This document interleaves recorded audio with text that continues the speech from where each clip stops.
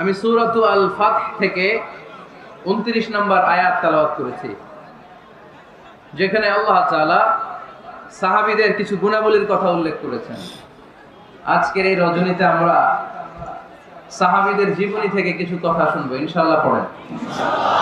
কারণ সাহাবীরাই হচ্ছে আমাদের অনুপ্রেরণা। They are our spirit, they are our model, they are our real superhero, they are our real inspiration, ঠিক কি না? সাইয়েদনা আবু বকর, সাইয়েদনা ওমর ফারুক, সাইয়েদনা আলী রাদিয়াল্লাহু তাআলা আনহু, উসমান যুন্নুরাইন, এরা আমাদের মডেল, ঠিক কি না? নাকি সালমান খান আমাদের মডেল? আমির খান? কোন খেলোয়াড়? নায়ক? নায়িকা? গায়ক? গায়িকা?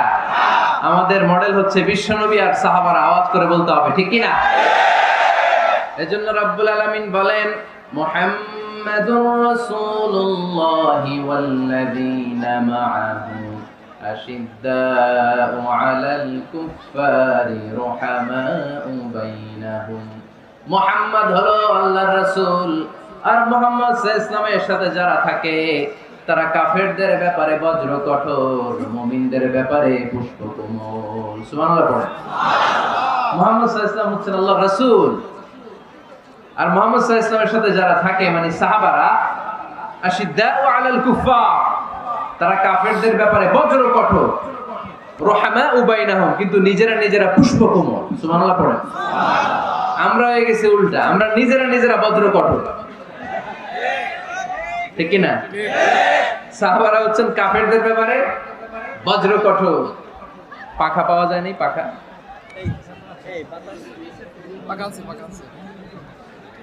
সাহাবারা কাফেরদের ব্যাপারে বজ্র কঠোর। বুঝে শুনে উত্তর দিবেন। কাদের ব্যাপারে? কাফেরদের ব্যাপারে। আর নিজেরা পুষ্পকোমল। আমরা তার উল্টো, আমরা নিজেরা বজ্র কঠোর। দেখা হলেই বলে আপনি কোন পীরের মুরিদ, দেখা হইলে শুরুতেই বলে আপনি কোন দল করেন, আছে না নাই? আর কাফের ফতুয়া তো বলে লাভ নাই, আছে না নাই? আচ্ছা ভাই, আমরা সবাই ভাই। ইন্নামাল মুমিনুনা ইখওয়া ফাসলিহু বাইনা আখাওয়াইকুম। আমরা যে ভাই, এটা আমরা ভুলে গেছি।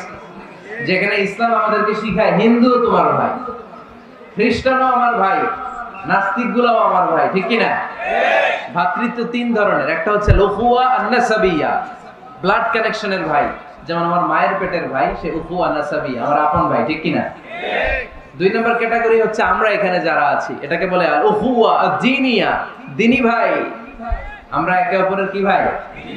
আমরা কেউ কাউকে চিনি এখানে? কোনো আত্মীয়তার সম্পর্ক আছে? ব্লাড কানেকশন আছে? কিন্তু আমরা ভাই। আমার ভাইয়ের কিছু হলে আমার কষ্ট লাগে, ঠিক কি না?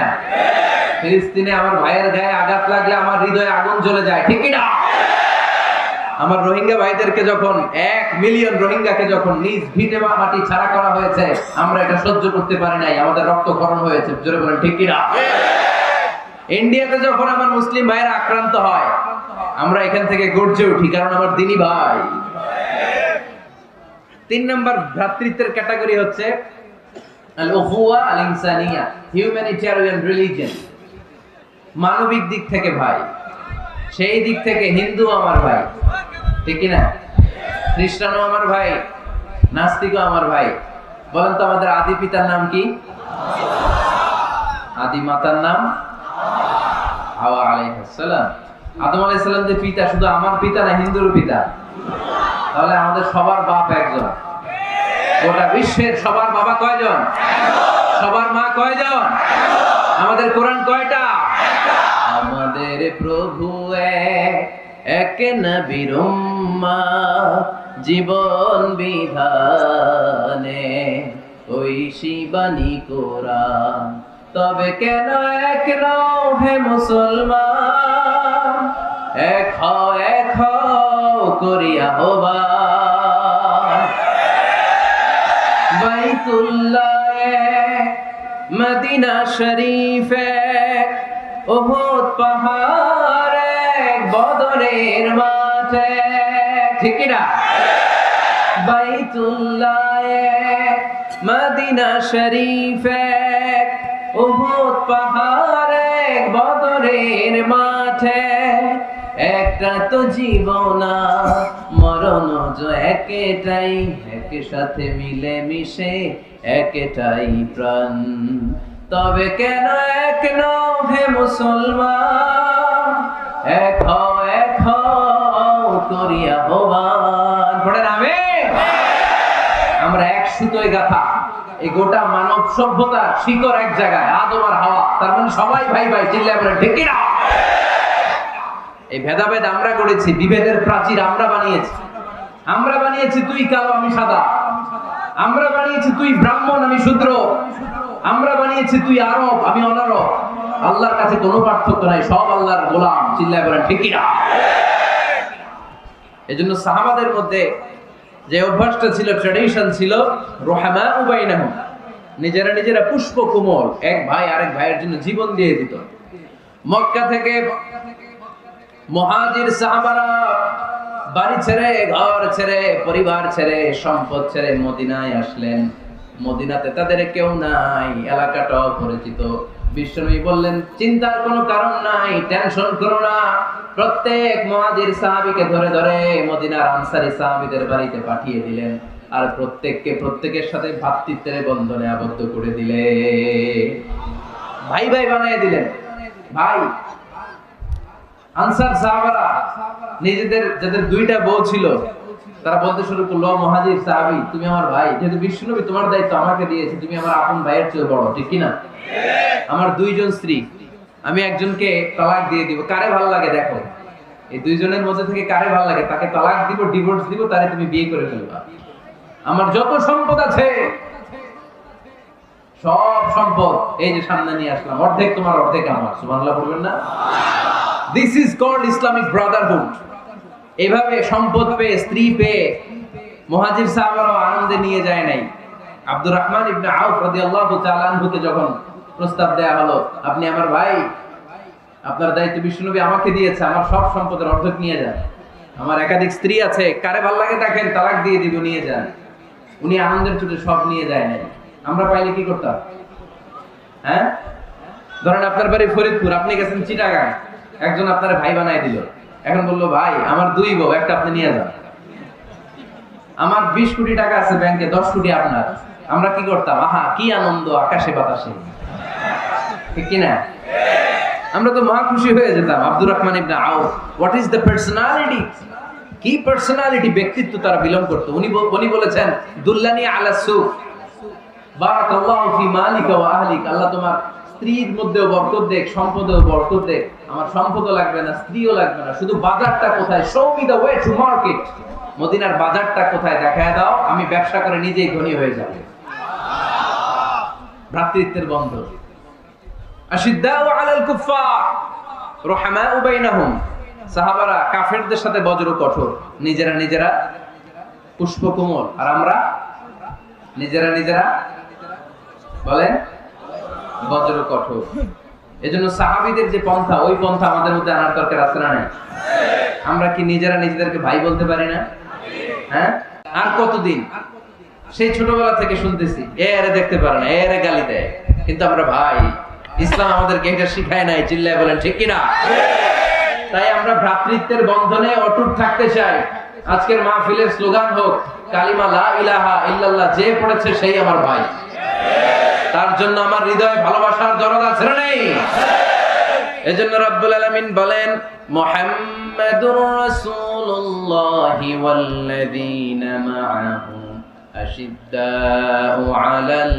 কুফফারি রুহামাউ বাইনাহুম মুহাম্মদ সাল্লাল্লাহু আলাইহি আল্লাহর রাসূল তার সাথে যারা থাকে মানে তারা সাহাবারা নিজেরা পুষ্পকমল কাফেরদের ব্যাপারে তারা বজ্র কঠোর সুবহানাল্লাহ পড়েন এরপর আল্লাহ বললেন তারাহুম রুকআন সুজদান ইয়াবতাগুনা ফাদলাম মিনাল্লাহি ওয়া রিদওয়ানা ও নবী আপনি দেখবেন আপনার সাহাবারা সব সময় রুকু করে সব সময় সিজদা করে সিজদার মধ্যে তারা মাথা ঠুকে আমার দরবারে কাঁদে ঠিক কি না সাহাবাদের একটা বৈশিষ্ট্য হচ্ছে অবসর পেলেই ওনারা রুকু করতেন সিজদা করতেন আকরাবু মা ইয়াকুনুল আবদু মির রাব্বিহি ওয়া হুয়া সাজিদ ফাআকসিরু ফীহি দুআ বান্দা যখন সেজদায় লুটিয়ে পড়ে, বান্দা তখন আল্লাহর সবচেয়ে কাছে চলে যায়।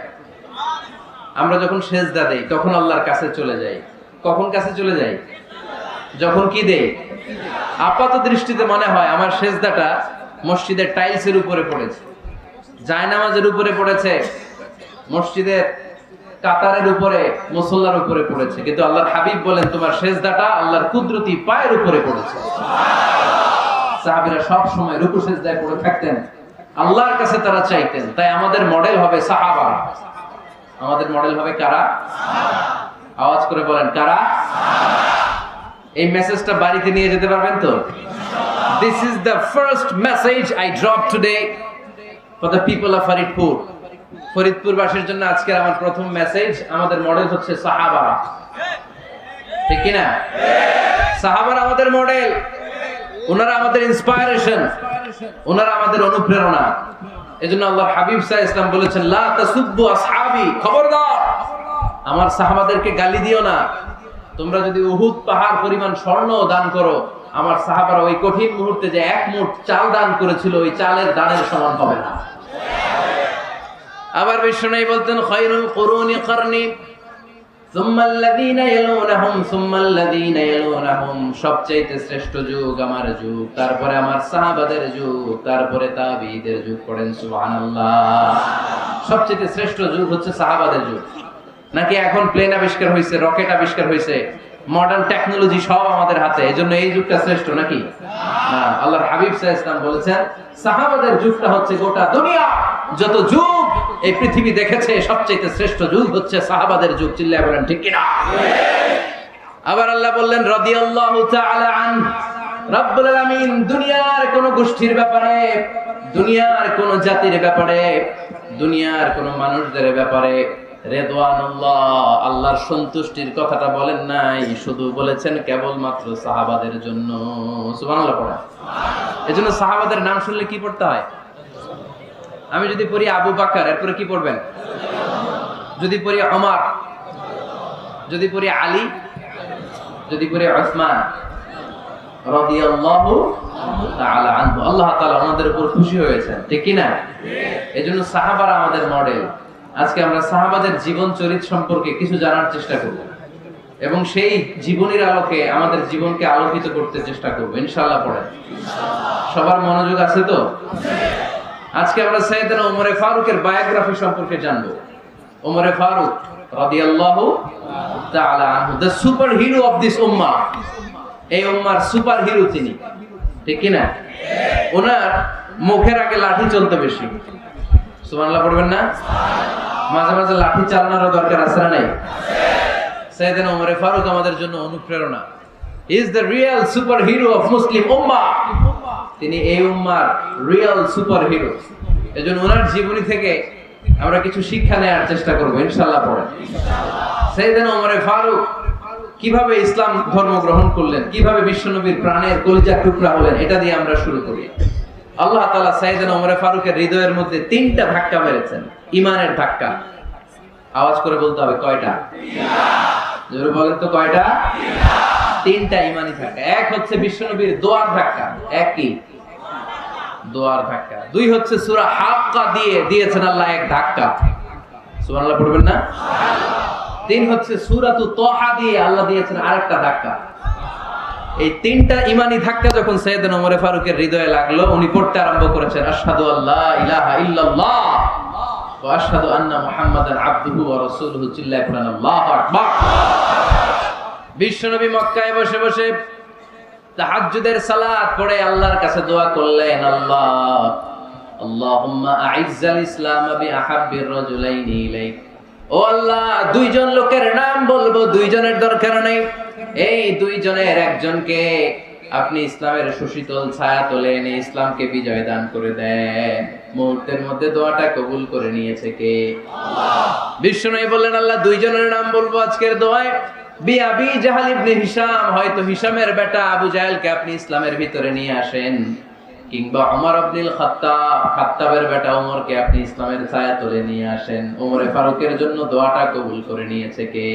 আল্লাহ। মক্কার যে অবস্থা, আল্লাহর হাবিব সাল্লাল্লাহু আলাইহি ওয়াসাল্লাম বুঝলেন মক্কার এই দুইজনের একজন যদি আমার সাথে না থাকে তাহলে মক্কায় দাওয়াতি কাজ চালিয়ে যাওয়া যাবে?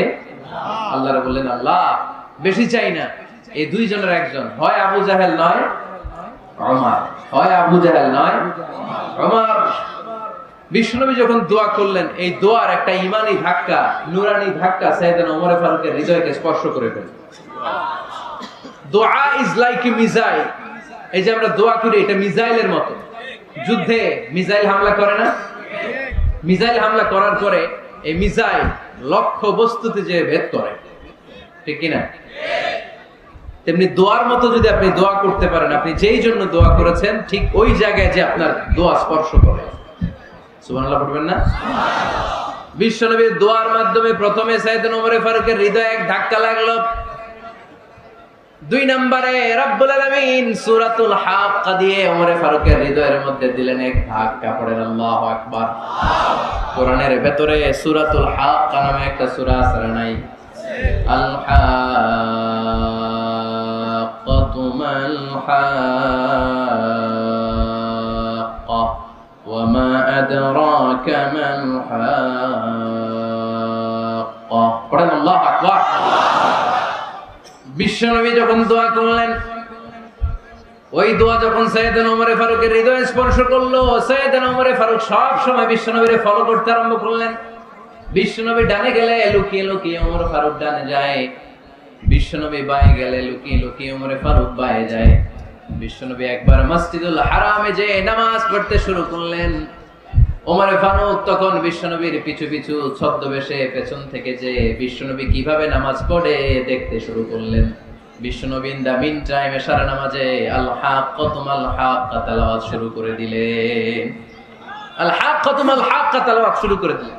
তেলাওয়াত করতে করতে বিশ্বনবী যখন তেলাওয়াত করতেছে, ওমর ফারুক এরকম দুলতেছে আর মজা পাচ্ছে।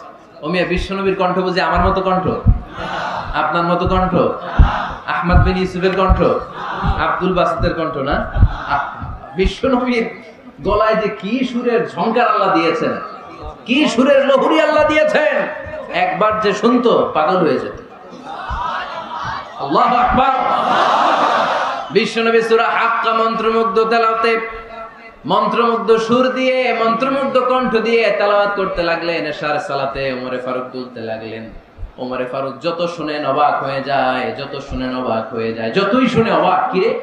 কারণ তিনি আরবি ভাষা বুঝতেন। এত সুন্দর শব্দের গাঁথনি, এত প্রাঞ্জল বর্ণনা, এত সুন্দর অন্তমিল, এটা কবিতা না হয়ে পারে না। উনি মনে মনে ভাবলেন, এটা মনে হয় কবিতা। It might be poem, it could be poem. Muhammad মনে হয় কবি হয়ে গেছে, তার কাব্য প্রতিভা দিয়ে সে এটা বানিয়েছে।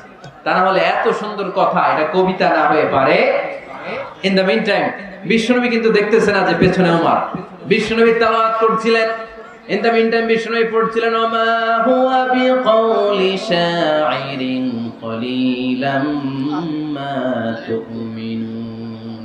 এই আয়াতের অর্থ হলো, এটা কোনো কবির কথা নয়, খুব অল্প সংখ্যক লোকই তোমরা ঈমান আনো। সুবহানাল্লাহ পড়ো। এটাকে বলে কোইনসিডেন্ট। কোইনসিডেন্ট হুট করে অনেক সময় মিলে যায়, যায় কি যায় না? আপনি একজনের কথা ভাবতেছেন ভাবতেছেন, বাজারে গেলেন, বাজারে যেই দেখেন ওই লোকটা দাঁড়ায় আছে, এরকম হয় কি হয় না? কোইনসিডেন্ট। ওমর ফারুক মনে মনে যেটা ভাবতেছে ওই কথা দিয়ে বিশ্বনবী তেলাওয়াত করতেছে। আল্লাহু আকবার। বিশ্বনবী যে আয়াত তেলাওয়াত করছিলেন, আয়াতের অর্থ হলো, এটা কোনো কবির বানানো কবিতা না, খুব অল্প সংখ্যক লোকই তোমরা ঈমান আনো। ওমর ফারুক আটকে উঠলেন, থমকে দাঁড়ালেন। ঘটনা কি? আমি মনে মনে ভাবলাম, কি রে, এত সুন্দর কথা, এটা তো মানুষের কথা হতে পারে না, এটা নিশ্চয়ই কবিতা, কবির কথা। কিন্তু মুহাম্মদ এখন আবার পড়তেছে, ওমা হুয়া বিকাউলি শাইর, এটা কোনো শায়েরের, কবির কথা নয়। কলিলাম মা তুমিনুন, অল্পই তোমরা ঈমান আনো। তার মানে আমার মনে যা চলে মুহাম্মদ এটা টের পায়। মুহাম্মদ গণক। নাউজুবিল্লাহ পড়বেন না? মুহাম্মদ অনেক বড় মাপের একজন গণক। মানুষের হৃদয়ে কি চলে, মনে মনে কি ভাবে, মুহাম্মদ না দেখেও বলে দিতে পারে। ইন দা মিন টাইম বিশ্বনবী পরের আয়াতে পড়লেন, ওয়ালা বিকাউলি কাহিনিন কলিলাম মা তাযাক্কারুন। এই আয়াতের অর্থ হলো, এটা কোনো গণকের বানানো গণনা নয়, খুব অল্প সংখ্যক লোকই তোমরা উপদেশ হিসেবে এটাকে মানো। সুবহানাল্লাহ পড়েন। এবার আর ওমর ফারুকের সহ্য হয় না, কি আজীব তামাশা। প্রথমে মনে করলাম কবিতা, মুহাম্মদ কয় কবি না। সে কবি না, এটা কবিতা না। তারপর ভাবলাম সে গণক, সে আয়াত পরে পরে বলে দিল এটা গণনা নয়, তাহলে এটা কি? এটা কি কবিতাও না, গণনাও না, তাহলে এটা কি? বিশ্বনবী তখন বললেন তানজিলুম মির রাব্বিল আলামিন। সুবহানাল্লাহ পড়েন। পরের আয়াত ছিল তানজিলুম মির রাব্বিল আলামিন। এটা দুনিয়ার কোন কবির বানানো কবিতা না, এটা কোন গণকের গণনা না, এটা কোন সাহিত্যিকের বানানো সাহিত্য নয়, এটা মহাবিশ্বের পরিচালক রব্বুল আলামিনের কাছ থেকে পাঠানো কিতাব কোরআন। সূরা হাক্কার ধাক্কায় ওমরে ফারুক কাইত, প্রথমে ধাক্কাটা লাগলো যে দোয়া। বিষ্ণুবী তাহাজ্জুদে কেঁদে দোয়া করলেন, আল্লাহ হয় আবু জাহেলরে দিবা নাইলে ওমরে দিবা। ওই দোয়া ওমরে ফারুকের হৃদয়ে ছোঁয়া লেগেছে। এরপর হাক্কা, সূরাতুল হাক্কা দিয়ে দিলে এক ধাক্কা। এই ধাক্কা খেয়ে উথাল পাথাল হৃদয়ের মধ্যে, হায় রে এ কি বাণী, এ কেমন কথা, কে মুহাম্মদ? তারপরও শয়তানের ওয়াসওয়াসা আছে না নাই? আল্লাহ বলে যতই ওয়াসওয়াসা ওমরকে দেয়া হোক, আমি ওমরে ফারুককে মুসলিম উম্মতের সেনাপতি বানিয়ে ছাড়বো, আমি সেনাপতি বানাবো। এবার 3 নাম্বার ডোজ। ডাক্তারের কাছে গেলে প্রথমে দেখবেন সিম্পল ডোজ দেয়, নরমাল ওষুধ, এটাতে কাজ না হলে ডোজ বাড়ায়, একেবারে কাজ না হলে অ্যান্টিবায়োটিক মারে, আছে না নাই? আল্লাহ প্রথমে দোয়ার ছোঁয়া লাগালেন, তারপর সূরা হাক্কা দিয়ে ধাক্কা মারলেন, এরপরে রব্বুল আলামিন বলেন এবার 3 নাম্বার ডোজ সূরা তাহা দিয়ে আমি তোমার হৃদয়টারে উজালা বানায় দেব রে ওমর। শয়তান ওদিক দিয়ে ওয়াসওয়াসা, খেলা দুই দিক থেকে চলতেছে। আল্লাহ তাআলা হেদায়েতের রাস্তায় টানছে, শয়তান জাহান্নামের দিকে টানছে। ঘোষণা দেয়া হলো মক্কায়, মুহাম্মদের মাথা কেটে এনে দিলে এত এত স্বর্ণ মুদ্রা দেয়া হবে। ওমরে ফারুক রাজি হয়ে গেলেন, নাঙ্গা তলোয়ার নিয়ে বিশ্বনবীর মাথা কাটার জন্য ছুটলেন। নাউজুবিল্লাহ পড়বেন না? বনু জাহরা গোত্রের এক লোক বলে, আইনা ইয়া ওমর, কই যাও? মুহাম্মদের মাথা কাটতে যাই। আরে মুহাম্মদের মাথা কাটতে যাও? তোমার বোন ফাতিমা বিনতে খাত্তাব আর তোমার বোন জামাই সাঈদ কদ সাবা, এরা তো ধর্ম ত্যাগ করে ফেলছে, এটা তো আমাদের ধর্ম ত্যাগ করে মুহাম্মদের ফলোয়ার হয়ে গেছে। আগে ওমর ঘর সামলাও, পরে মুহাম্মদের মাথা কাটতেছে। ওমর ফারুক অবাক হয়ে গেলেন, তলোয়ার নিয়ে বিশ্বনবীর দিকে না যে নিজের বাড়ির দিকে চলে গেলেন। বিশ্বনবীর আপন বোন ফাতিমা বিনতে খাত্তাব, বোন জামাই সাঈদ আর খাব্বাব রাদিয়াল্লাহু তাআলা আনহু, তিনজন মিলে সূরা তাহা তেলাওয়াত করছিলেন। পড়েন সুবহানাল্লাহ। মক্কায় লুকিয়ে লুকিয়ে দাওয়াত হতো। খাব্বাব রাদিয়াল্লাহু তাআলা আনহু একটা চামড়ার ফলকের মধ্যে সূরা তাহার কয়েকটা আয়াত এনে ওমর ফারুকের বোন আর বোন জামাইকে শিক্ষা দিচ্ছে, ট্রেনিং দিচ্ছে। সুবহানাল্লাহ পড়েন। লুকিয়ে লুকিয়ে ওমর ফারুক যখন ঘরে চলে আসলেন, এরা তটস্থ হয়ে গেল। সাইয়েদনা খাব্বাব বিছানার তলায় লুকিয়ে গেলেন। ওমর ফারুক বললেন, দরজা খোলো। ফাতিমা বিনতে খাত্তাব দরজা খোলার পরে নির্মম ভাবে সাইয়েদনা ওমর রাদিয়াল্লাহু তাআলা আনহু বোনের গায়ে আঘাত শুরু করে দিল। বোন জামাইকে আহত করতে শুরু করলো আর বলতে শুরু করলো, তোরা পাগল হলি কেন? কি আছে ওই মুহাম্মাদের মধ্যে? কি জাদু নিয়ে এসেছে? সে যাই বলে লোকজন পাগল হয়ে যায়, সবাই তার উপর কালিমা পড়ে ঈমান এনে ফেলে। কি এমন জিনিস তোদের কাছে আছে যেটা দেখে মুহাম্মদকে তোরা ভালোবাসলি? কি আছে? কি পড়তেছিলি আমারে দেখা। ফাতেমা বলে, ইন্নাকা রিজসুন লা ইয়ামাসসুহু ইল্লাল মুতাহহারুন। ও আমার ভাই ওমর, তুমি নাপাক। তুমি কি? লা ইয়ামাসসুহু ইল্লাল মুতাহহারুন, পবিত্রতা অর্জন না করে এই কোরআন ধরা যায় না। সুবহানাল্লাহ পড়েন। ওমরে ফারুক গোসল করে আসলেন, কারণ ধাক্কা তো আগে কয়েকটা খাইছে। কথা বোঝেন নাই বোধহয়? প্রথমে দোয়ার ধাক্কা, পরে কোন সূরা দিয়ে ধাক্কা? হাক্কা দিয়ে ধাক্কা। 3 নাম্বার এখন আরেকটা ধাক্কা খাবে। গোসল করে আসলেন। ফাতিমা বিনতে খাত্তাব বললেন, গোসল যখন করে এসেছেন, এই নেন। ওমরে ফারুক এবার চামড়ার কাপড়ের মধ্যে সূরা তাহার প্রথম আয়াতের দিকে নজর করলেন। নজর করেই কোরআনের প্রেমে পড়ে গেলেন। পড়েন সুবহানাল্লাহ। ওমর ফারুক পড়তে আরম্ভ করলেন, তাহা মা আনজালনা আলাইকাল কুরআনা লিতাশকা ইল্লা তাযকিরাতান লিমান ইয়াখশা তানজিলাম মিম্মান খালাকাল আরদা ওয়াস সামাওয়াতিল উলা। সুবহানাল্লাহ পড়েন। উনি পড়তে আরম্ভ করলেন, তাহা মা আনজালনা আলাইকাল কুরআনা লিতাশকা। এই কোরআনকে আমি তোমাদের হতভাগ্য জাতি হিসেবে দুনিয়ায় থাকার জন্য পাঠাই নাই। এটা রব্বুল আলামিনের পক্ষ থেকে এসেছে। যারা রবকে ভয় করে তাদের জন্য আছে উপদেশ। যিনি আকাশ বানিয়েছেন, জমিন বানিয়েছেন, ওই আল্লাহ তাআলা নিজেই এই কোরআন পাঠিয়েছে। আওয়াজ করে পড়তে হবে আল্লাহু আকবার। উনি খুব ভালো আরবি জানতেন। সূরা তাহা পড়ার পরে আর ধৈর্য ধারণ করতে পারে না। ওমর ফারুক ছোট্ট বাচ্চার মতো কান্না শুরু করে দিলেন। আল্লাহু আকবার। সূরা তাহাটা হাতে নিয়ে, তলোয়ারটা হাতে নিয়ে বিশ্বনবীর দিকে ছুটতে আরম্ভ করলেন। আইনা মুহাম্মদ, কোথায় মুহাম্মদ? তোমরা আমাকে মুহাম্মাদের কাছে নিয়ে চলো। বিশ্বনবী তখন সাফা পাহাড়ের পাদদেশে দারুল আরকাম ইবনে আলকামের ঘরে লুকিয়ে লুকিয়ে কোরআনের দাওয়াত দিতেন। ওমর ফারুককে পাগলের মতো ছুটে আসতে দেখে বিশ্বনবীর চাচা হামজা ইবনে আব্দুল মুত্তালিব বলল, নবী আপনি পালান। ওই যে খাত্তাবের বেটা ওমর আপনাকে অপমান করার জন্য, আক্রমণ করার জন্য তেড়ে এসেছে। সাহাবীরা বললেন, নবী আপনি পালিয়ে যান, আমরা সামাল দেব। বিশ্বনবী বললেন, না আমি পালাবো না, বরং তোমরা সরে যাও। ওমর ইবনে খাত্তাবকে আমার দরবার পর্যন্ত আসতে দাও। আমার তো মনে হচ্ছে ওই যে তাহাজ্জুদের নামাজ শেষে চোখের পানি ছেড়ে যে আমি আল্লাহর কাছে দোয়া করেছি, আজকে আমার ওই দোয়াটা কবুল হতে শুরু করেছে। আমার তো মনে হচ্ছে আমার দোয়া কবুল হবে, আসতে দাও। ওমর ফারুক এসে বললেন, আশহাদু আল্লা ইলাহা ইল্লাল্লাহ ওয়া আশহাদু আন্না মুহাম্মাদান আবদুহু ওয়া রাসূলুহু। আমি সাক্ষ্য দিলাম আল্লাহ ছাড়া কোনো ইলাহ নাই, নিশ্চয়ই আপনি আল্লাহর প্রেরিত বান্দা এবং রাসূল। পড়েন সুবহানাল্লাহ। ওমর ফারুক যখন কালিমা শাহাদা পড়ে মুসলমান হয়ে বিশ্বনবীর হাতে হাত রাখলেন, মুসলিম সাহাবীদের মধ্যে খুশি আর আনন্দের বন্যা বয়ে গেল। মুসলিম হাতে গোনা সাহাবারা আল্লাহর প্রশংসা করলেন। বিশ্বনবী সাইয়েদনা ওমর ফারুককে জড়িয়ে ধরলেন। ওমর ফারুক আবার বিশ্বনবীরে বললেন, নবী গো, আলাসনা আলাল হক, আমরা কি সত্যের উপরে আছি নাকি আমরা ভুলের উপরে আছি? বিশ্বনবী বললেন, বালা নাহনু আলাল হক, আমরা এই সত্যের উপরে আছি। সুবহানাল্লাহ। আলাসনা আলাল হক, নবী আমরা কি সত্যের উপরে নাই? হ্যাঁ অবশ্যই ওমর, তুমি সত্যের উপরে আছো। ওমর ফারুক বললেন, তাহলে ফাফিমাল ইখতিফা, তাহলে লুকায় লুকায় আর দাওয়াত দেব কেন? আমি তো কালিমা পড়ে ফেলছি, আসেন আমার সাথে বের হই। ফাফিমাল ইখতিফা, আর লুকায় লুকায় কেন? আসেন আমরা বাইরে বের হই। বিশ্বনবী বললেন, ওমর এটা মাক্কি জীবন, এখানে আমরা একটু গোপনে গোপনে দাওয়াত দিতে চাই। ওমর ফারুক বলে, না আমার দায়িত্ব, আমি একটা মিছিল দিতে চাই নবী।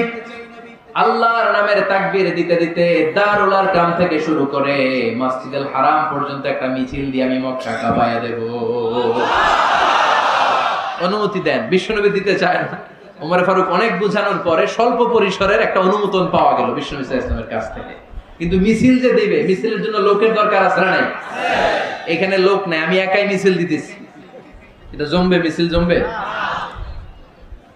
খুঁজে উনি 11 জন মুসলিম সাহাবা পেলেন। কয়জন? ওমর ফারুক বললেন, 11 জনই সই। এই 11 জন নিয়ে আমি আল্লাহর নামের তাকবীর দিব। 2 লাইন করলেন। কয় লাইন? 2 লাইন। পেছনে 6 জন, আর এই লাইনের নেতা বানালেন বিশ্বনবীর চাচা হামজাকে রাদিয়াল্লাহু তাআলা আনহু। আর সামনে 5 জন, তার আগে দাঁড়ালেন উনি নিজেই। তাহলে 6 6 12। বললেন এই 2 লাইনই আমরা তাকবীর দিতে দিতে, বেশি না, এই দারুল আরকামের ঘর থেকে, আপনারা জানেন যে সাফা মারওয়া এখন যে সাই হয়, এই সাফার পাদদেশে ছিল দারুল আরকামের ঘর। উনি বললেন এখান থেকে ওই যে কাবার গিলাফ দেখা যায়, কাবার গিলাফ পর্যন্ত আমরা এই তাকবীর নিয়ে ওখানে যাব। সুবহানাল্লাহ পড়বেন না? ওখানে উনি দাঁড়িয়ে ছোট্ট একটা ভাষণ দিয়েছিলেন। উনি বলেছিলেন, মান আরাদা আন তাসকুলা উম্মু ওয়া ইয়াতামা ওয়ালাদু ওয়া তারমিলা যাওজাতুহু ফালিয়াসুদ্দানি। খেয়াল করে শুনেন, কান দুইটা খরগোশের কানের মতো খাড়া করেন। উনি এক বাক্যের একটা ভাষণ দিলেন। ভাষণ দিতে জানলে বড় ভাষণ দেয়া লাগে না।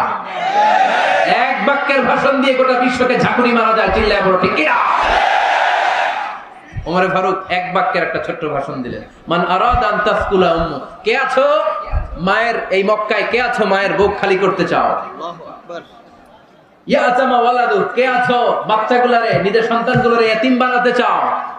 কে আছো তারমিলা যাওজাতুহু, নিজের স্ত্রীকে বিধবা বানাতে চাও? ফালিয়া সুদ্দানি, বুকের পাটা থাকলে আমি ওমর রে থামাও।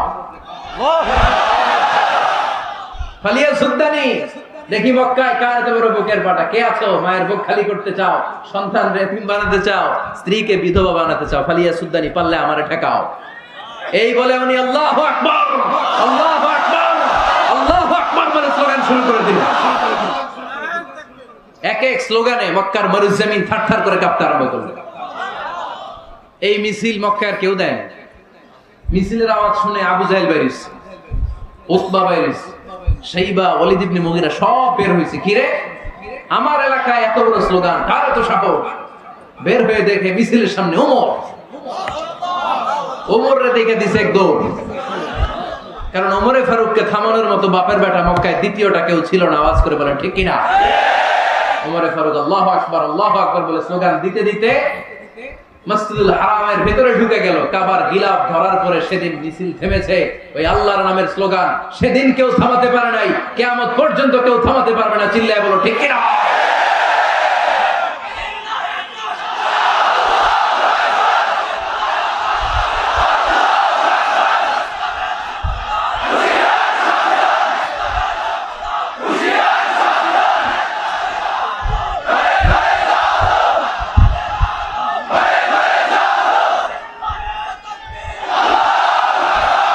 ওইরকম একটা ওমরের দরকার, আমাদের বেশি চাই না। জোরে বলেন ঠিক কিনা?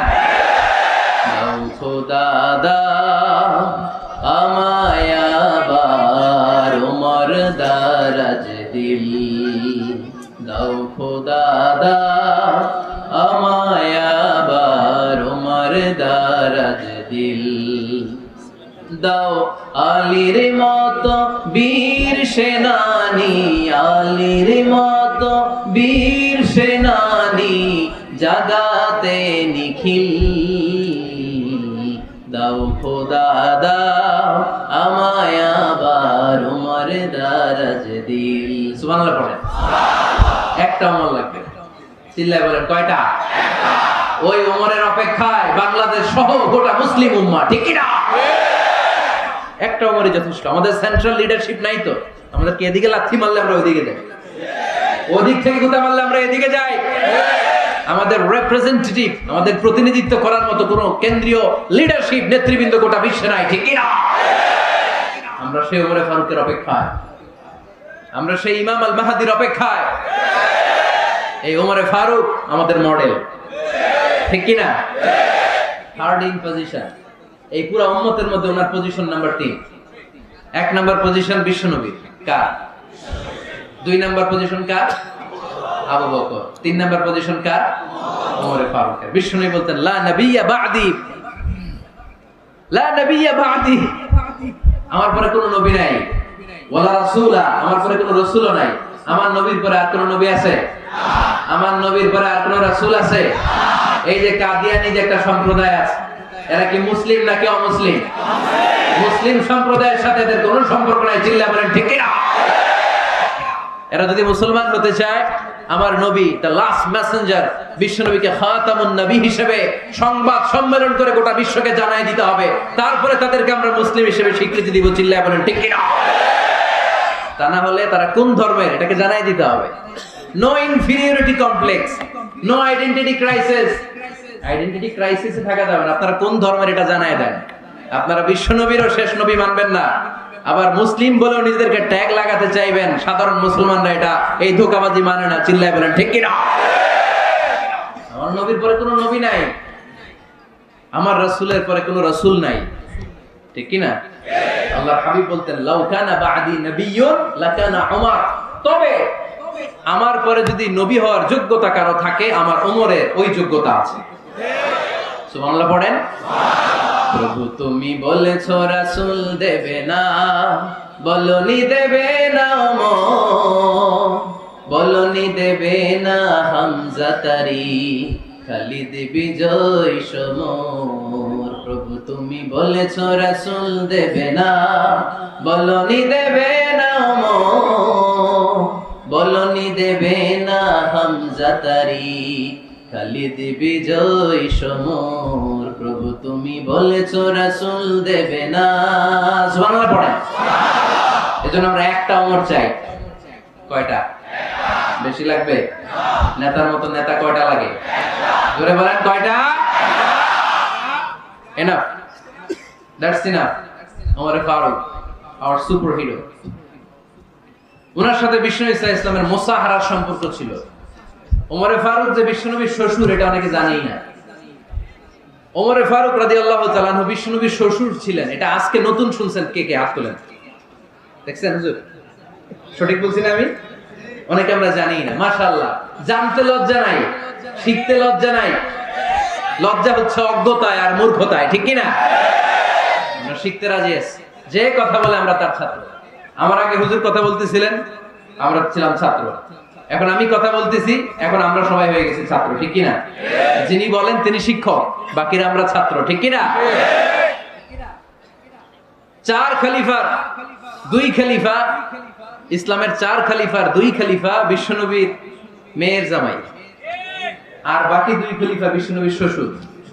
সুবহানাল্লাহ পড়েন।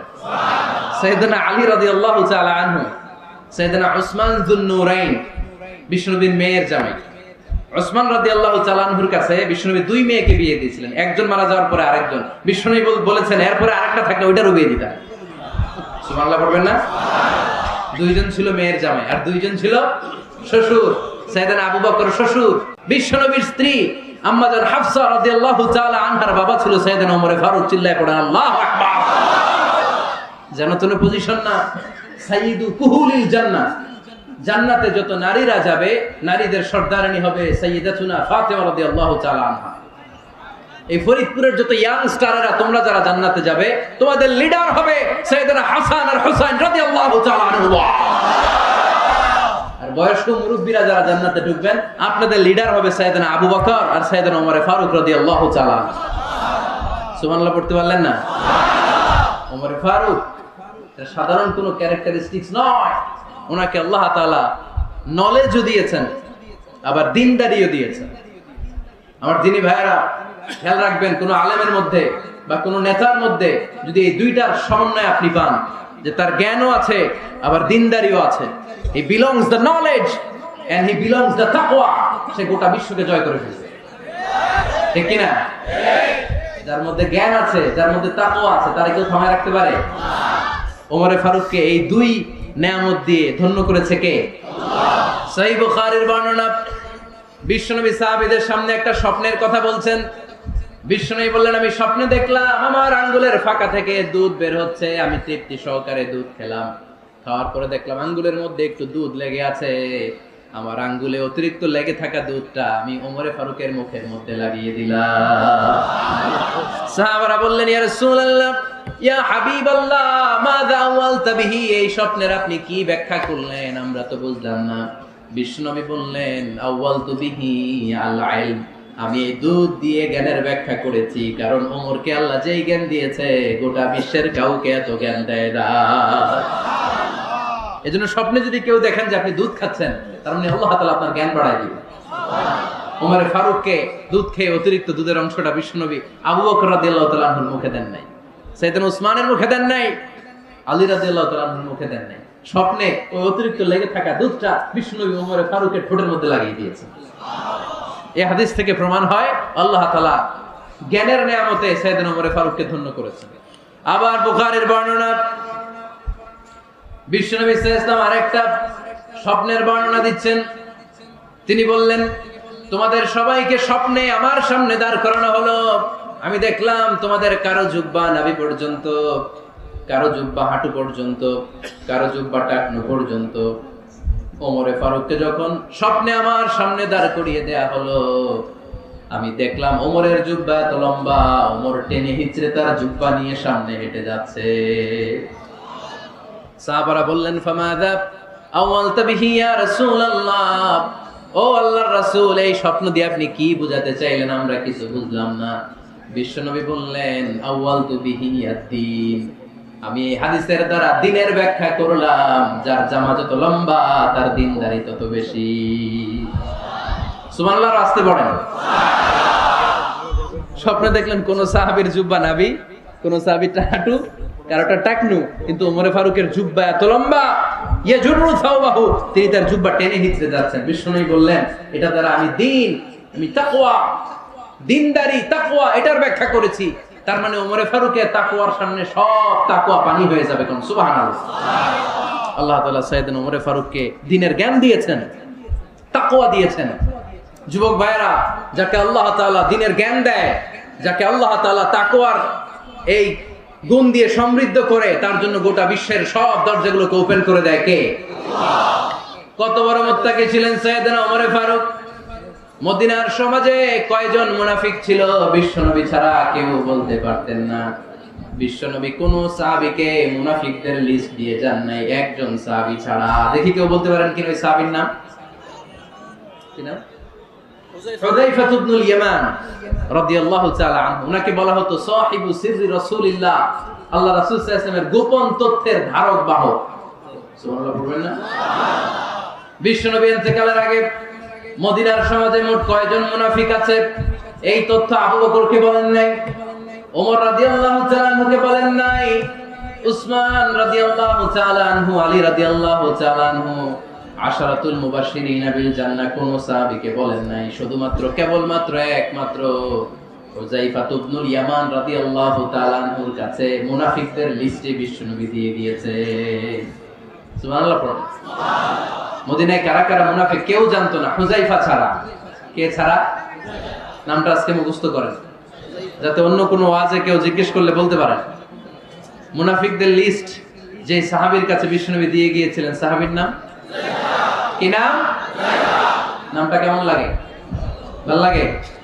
অনেকে আমারে জিজ্ঞেস করে, হুজুর আমার ছেলে হবে আগামী মাসে, একটা নাম দেন। নাম দিয়ে দিলাম হুযায়ফা। যাদের হবে ছেলে, এলাকায় যাদের নেক্সট কয়েক মাসে ছেলে হবে, খালি হুযায়ফা চলবে।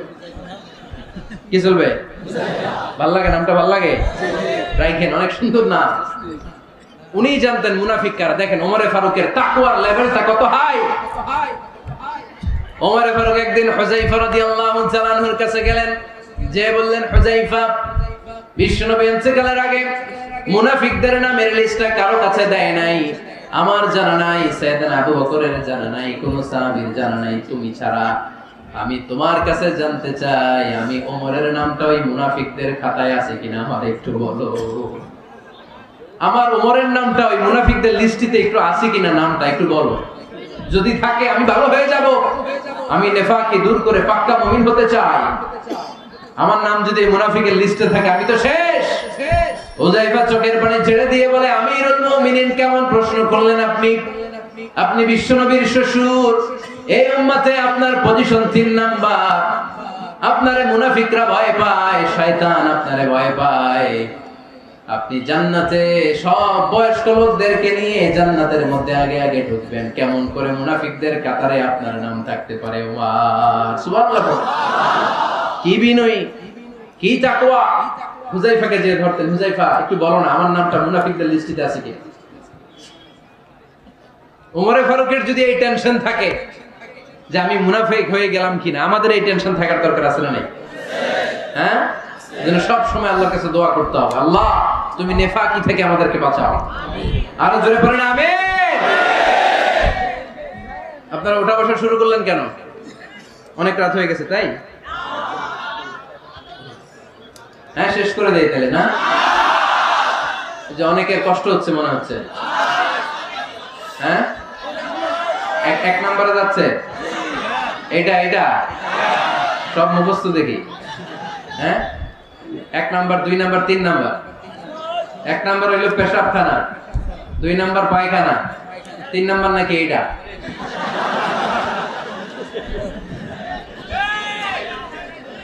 আছে না নাই? না। সিগারেট কোন মুসলমান খেতে পারে? সিগারেট হয় টোবাকো প্ল্যান্টস থেকে, তামাক পাতা। ফরিদপুরে চাষ হয় নাকি? হয়। কোন থানায় হয় বেশি? হ্যাঁ, তামাক ক্ষেত যারা দেখছেন, কোন বেড়া লাগানো লাগে? কারণ ছাগলও মুখ দেয় না।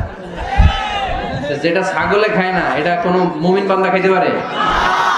খান কেন এগুলো পচা জিনিস? হ্যাঁ, এই পৃথিবীতে বিড়ি আর সিগারেটই একমাত্র খানা যেটা টয়লেটে ঢুকে খাওয়া যায়, তাই না? পৃথিবীতে সিগারেট আর বিড়ি একমাত্র খাবার। রাগ করবেন না, যারা খান রাগ করেন না, একটু কমন সেন্সটা কাজে লাগানোর জন্য, চিন্তার জন্য বলতেছি। এটাই পৃথিবীর একমাত্র খাবার যেই খাবারের গায়ে এই খাবারের বদনাম লেখা থাকে। স্মোকিং কজেস ক্যান্সার, ধূমপান কর্কট রোগের কারণ, ধূমপান স্বাস্থ্যের পক্ষে ক্ষতিকারক, লেখা থাকে না? আচ্ছা ধরেন ফরিদপুরে একটা কোম্পানি নতুন চানাচুর বের করছে, ওই চানাচুরের গায়ে লেখা এই চানাচুর খাওয়ার 1 ঘন্টার মধ্যে বমি শুরু হবে আর ডায়রিয়া হবে। খাবেন? কি কইবেন? তুই খা। দোকানদারে কি কইবেন? তুই খা, তোর বমি হোক, তোর 14 গোষ্ঠীর ডায়রিয়া হোক, আমি টাকা দিয়ে এগুলো কিনবো না, ঠিক কি না? কারণ এই প্রোডাক্টের গায়ে এই প্রোডাক্টের বদনাম লেখা, এটা আমরা কিনবো কেন? কিন্তু সিগারেটের উপরে সিগারেটের বদনাম লেখা থাকার পরও আমরা খাই, টয়লেটে বসে খাই। এটার মধ্যে একটা পয়জন আছে, এটাকে বলে স্লো পয়জন, নিকোটিন।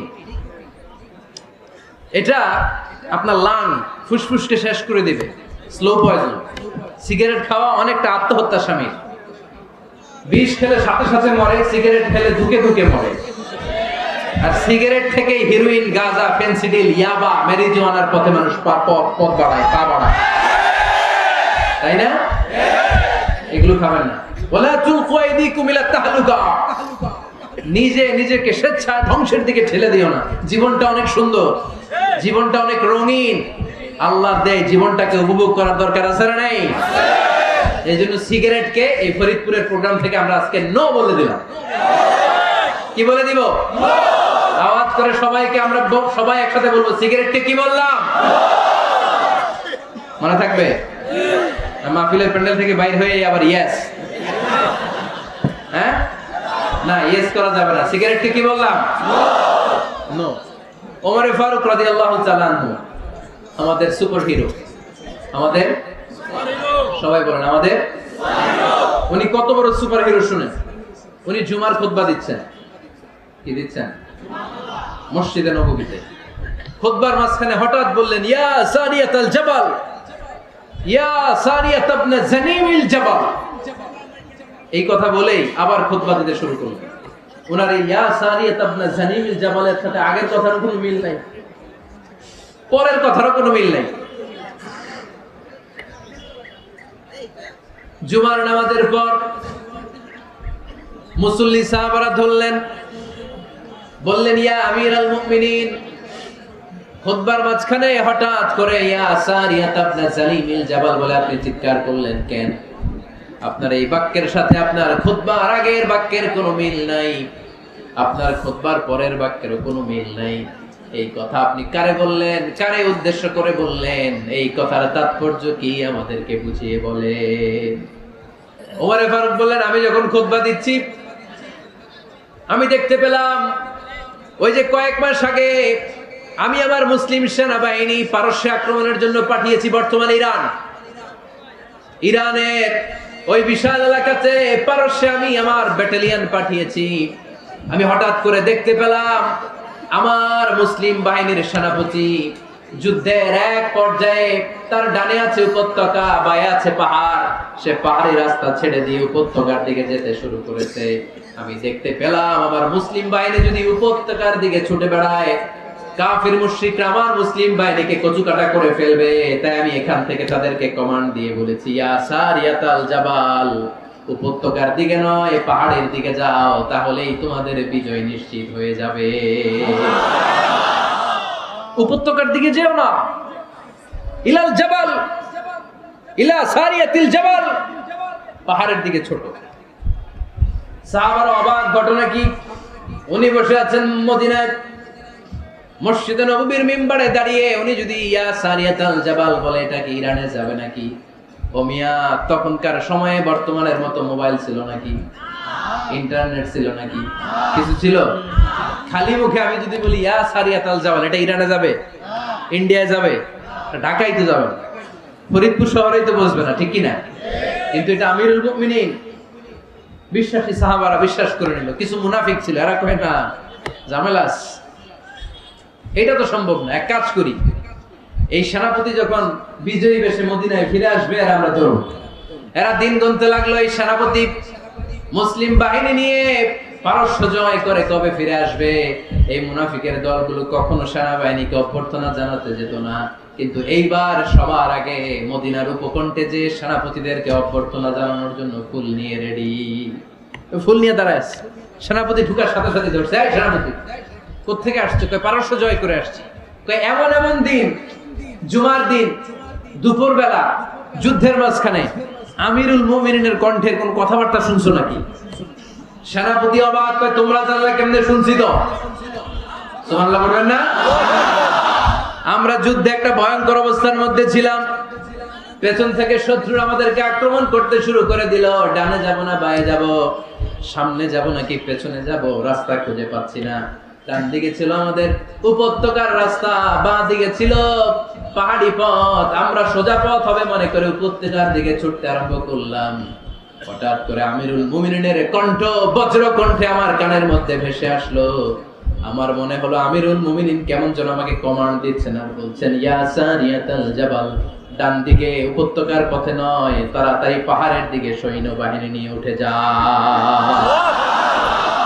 পাহাড়ের দিকে, ডানে না। This is wrong track and this is the right track. ওই দিন যদি ওমরে ফারুকের ওই গাইডলাইন, আমিরুল মুমিনিনের কমান্ড যদি আমি না শুনতাম, আজকে বিজয়ের বেশে ফিরতেও পারতাম না, আমাদের চেহারাও তোমরা দেখতে পেতে না। ওমরে ফারুকের ওই কমান্ড, ওই গাইডলাইন অদৃশ্য থেকে শোনার কারণে এই পারস্যের মধ্যে আমাদেরকে সেই যুদ্ধে বিজয় দান করেছে কে? দিস ইজ ওমরে ফারুক, দিস ইজ ওমরে ফারুক। বিশ্বনবী বলতেন, আমার মা লাকিয়াকা শাইতানু সালিকান ফাজ্জান ইল্লা সালাকা ফাজ্জান গায়রা ফাজ্জিক। ওমর, শয়তান ইবলিস যদি তোমারে কোনো রাস্তা দিয়ে হাঁটতে দেখে, শয়তান ওই রাস্তা রেখে দিয়ে অন্য রাস্তা দিয়ে হাঁটে। সুবহানাল্লাহ বাড়িতে যায় বলেন। কে বলতেছে? বিশ্বনবী। কার ব্যাপারে? ওমরে ফারুকের ব্যাপারে। শয়তান যদি দেখে যে ওমরে ফারুক এই রাস্তা দিয়ে হাঁটতেছে, শয়তান ওই রাস্তা রেখে দিয়ে অন্য রাস্তা দিয়ে হাঁটে। সুবহানাল্লাহ পড়ে। রাত্রিবেলা আমরা আমাদের বাচ্চা ছেলে মেয়েদেরকে যখন খাওয়াই, বাচ্চারা খেতে চায় না, এরকম হয় আপনাদের ফরিদপুর এলাকায়? হ্যাঁ, এই এলাকায় হয় নাকি? খেতে চায় না বাচ্চারা, এই চকলেট দেখায়া, এই মিনা কার্টুন দেখায়া, এইটা সেইটা এগুলো সেগুলো বলে, গল্প টল্প বলে ভুলায়া খাওয়ানো লাগে, তাই না? তারপরও খায় না। আমারও ছোট মেয়ে আছে, খেতে চায় না, এইটা সেইটা এমনি সেমনি খাওয়ানো লাগে। তো শেষে না পেরে মা বাবা বলতে বাধ্য হয়, ওই যে ভূত আসতেছে, ভূত, তাড়াতাড়ি তাড়াতাড়ি খাও, নাহলে যে ভূত ধরবে তোমার। ওই যে বাঘ আসতেছে, বাঘ, তাড়াতাড়ি খাইলে নাহলে বাঘে কামড়। বলি না আমরা? আপনারা কি বলেন? ভূত। আর কি বলেন? হ্যাঁ হ্যাঁ, আচ্ছা, এক এক জায়গায় এক একটা আমরা বলি, ভূত আসবে, বাঘ খাবে, ভাল্লুক খাবে, তাড়াতাড়ি খাও। মদিনাতে যখন ওমরে ফারুক আমিরুল মুমিনিন, মদিনার মায়েরাও বাচ্চাদেরকে খাওয়াতে পারতো না, ছোট্ট মেয়েদেরকে খাওয়াতে পারতো না, খাওয়া নিয়ে যন্ত্রণা করতো। বাচ্চারা যখন মদিনায় খেতে চাইতো না রাত্রি বেলায়, মদিনার মায়েরা বলতো, তাড়াতাড়ি খাও, হা হুয়া ইয়াতি উমর, হা হুয়া ইয়াতি উমর, তাড়াতাড়ি খা, নাইলে ওই যে ওমর আসতেছে, Omar. This is our super hero সাইয়েদনা ওমর ফারুক রাদিয়াল্লাহু তাআলা। শুধু শয়তানি ভয় পেত না, মুনাফিকরাও ভয় পেত, জমের মতো ভয়। শুধু তাই না, আমাদের আম্মাজান বিষ্ণু ইসা ইসলামের স্ত্রীরাও ওমর ফারুককে ভয় পেতেন। সুবহানাল্লাহ কইবেন না? মাঝে মাঝে বিষ্ণু ইসা ইসলামের সাথে আম্মাজান আয়েশার ঝগড়া হতো, হতো না? আপনাদের ফ্যামিলিতে ঝগড়া হয়? হয় না? হয় না? কার কার দেখি? ওরে আল্লাহ, অনেক আল্লাহর ওলি আছে তো জায়গায়, ঝগড়া হয় না? কি কথা কয়, ঝগড়া হয় না বলে? বিষ্ণুনবীর ফ্যামিলিতে ঝগড়া হয়, আপনার ফ্যামিলিতে হয় না? মিষ্টি ঝগড়া। আর ও বিয়েই করে নাই।